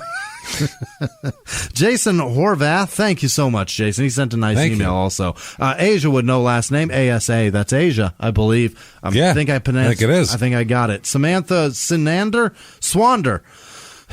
Anthony Mora, Ada Kaziniak, Joseph Roadman, Allison Fox, Steve Drake, Graham Linney, Ryan Hoff, Margaret Small, Ralph Williams, Stormy Sewell, Ash Mearns, Nick Poultney, Catherine Furlong, Alexandra Sheen, Marcos Zazaweda, Kevin Kayak, Sandy Doon. This is a rough one this week. Jesus what did Christ. Paul Unwin, Ryan Foovers. You don't know what you're doing. Steffi Gillies, Joe Harris, could be Tony, Helen Sunjoy, Jenna Pridey, John Sanders, I think, Hunter Powell, Caleb Sparks. Sorry, Caleb. Gabby would know last. Oh, Gabby G. Lacey Griffin, Galaxy Story. Shelley Beasley, John Jones, Lori Malcolm, Aaron Smith, Michael Richards, Jenna Drescher, Fran's sister, obviously. Barb Flick. Barb Flick sent a nice email. Thank you so much, Barb. Dave Howard, Brock. What is this? Ambrose, Connor Sparkman, Natasha Semler, Hawkins, Gary Berry. Brutal. Brendan Thatcher, Malik Pfister, Dave Buren, Kennedy Smith, Jacqueline Wright, Tyga, Shornack, CGB, Stephanie Davies, Tamara Carpenter, Matt Half, Parker Jeffrey, Nick with no last name, Selena Jones, Nate Sanford, Tim Ibbitson, Brett with no last name, Sam with no last name, Lee Brown, Annalisa, Amanda Staley, I think, Jamie Somoko. I am so fucking illiterate. Emily Schlake, Jenny, Jeanette, and Jeremy Wheeler. Fuck, it's even easy. Alexa Wright, Isabel with no last name, Neil Jones, Madeline Clark, Shell Wajtus, Amanda, I said that, Danielle Childs, Erica Popham, and Jim Kirk. Home stretch, I think. I think we're close. We're almost there. You. Listen, I need a breather. Rock it out. Nate Sanford, Aki P, David Whitson, Kirsten, and Kirsten. That's her last name. Tadeo, Tyler Drury, Alexis Suter, A. McCosh, Lily Lansbury, Jess Evans,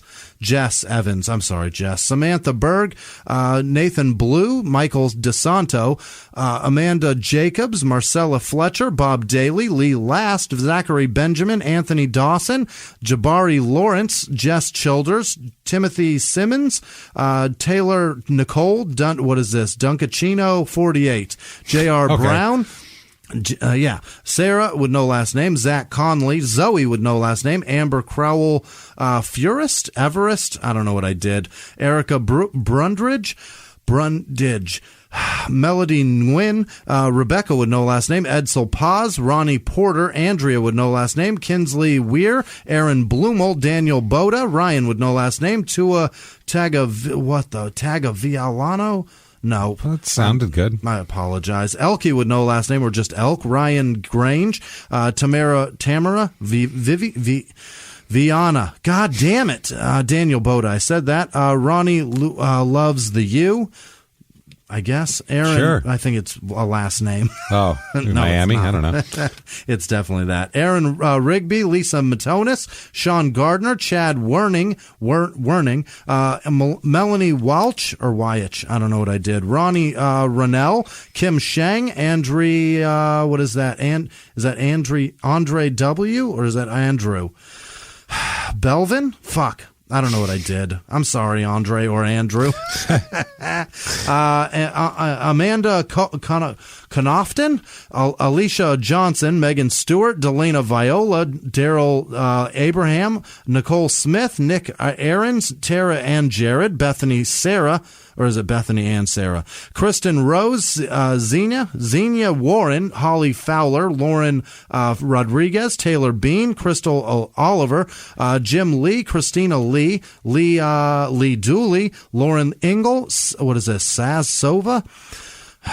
I'm so bad at this. Lynn McDonald, Cade Bednarczyk, Therese F., Sherry Gilowich, Nina Seplak, Angela Wallace, Dalton Chandler, Jen McCauley, Blanca Fuentes, Cody Gudorf, that's Haley, Pritchett, Prickett, I don't know. Fuck, Heather Klinger, Ricky Bolin, Michelle Butts, SB, Sean Darnell, Danielle Sibisky, Sarah Pauly, Abe with no last name, Darla Derrick, Wayne Bond, Lance Panicchia.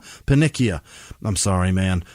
Chris Michael, Wayne Bond, Faith Kritzel, Daria, nope, that's Darla, Derek, Bailey Elizabeth, Tonto with no last name, Kathy Heffelfinger, Amanda Boeing, Brett Morgan, John Oshalo, William Beats, Taylor Elliott, I think that's right. Megan McDermott, James Aselta, Ethan Hunt, Karen Rozier, Autumn Uplinger, Katarzyna Niedzolka. Yeah, I'm sure that's what it is. It's not close. Probably right. She knows her name is brutal for me. Melinda Vellman, Aurora Davis, Nick Walters, Crystal Walker, Andrea Smith, Jordan would know last name, Jordan Taylor, Paige Snyder, Aaron would know last name, Charlie H., Jessica Walker, Josh Cole, Ricardo Yarmio, and it's his wife, Senorita Melanie's birthday. Wow, happy birthday. Happy birthday, Senorita. Jens, Peter, Axel Freeze, and Savannah Kirtley.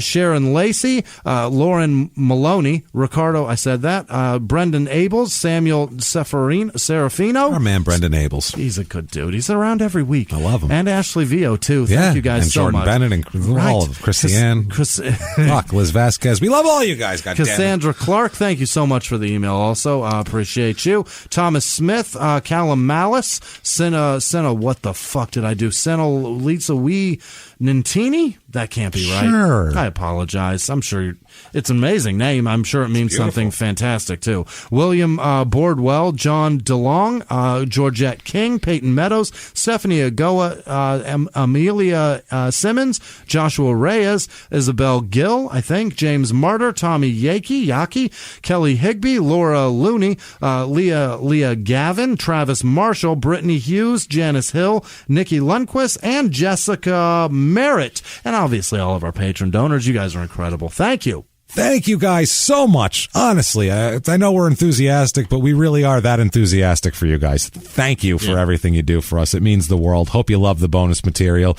And if you have any suggestions for stuff you'd like us to do for bonus shit, we're open to suggestion. Use any of those places we gave you to get a hold of us. Email's and say, terrific. Hey, we'd love to see this on a bonus episode. No one will be offended. We want suggestions of what you guys want to hear. We want to give you different content. So it all gets read. It all gets read. Check it out right there. And Jimmie, what if they wanted to check you out? How could they do that? You know where to find me. Where can they find you? Oh, my. Sip my water. That Jimmie P is funny. We're around. You'll fucking find us. You know where to do. Just our names are on the show description. We're not difficult to find. So do all of that. Keep coming back and seeing us every goddamn week, because you know what? Next week we'll have a story that's just as crazy, if not crazier. One more again. Who the fuck knows? Either way, live from the Crime and Sports Studios. We will see you next week. Bye.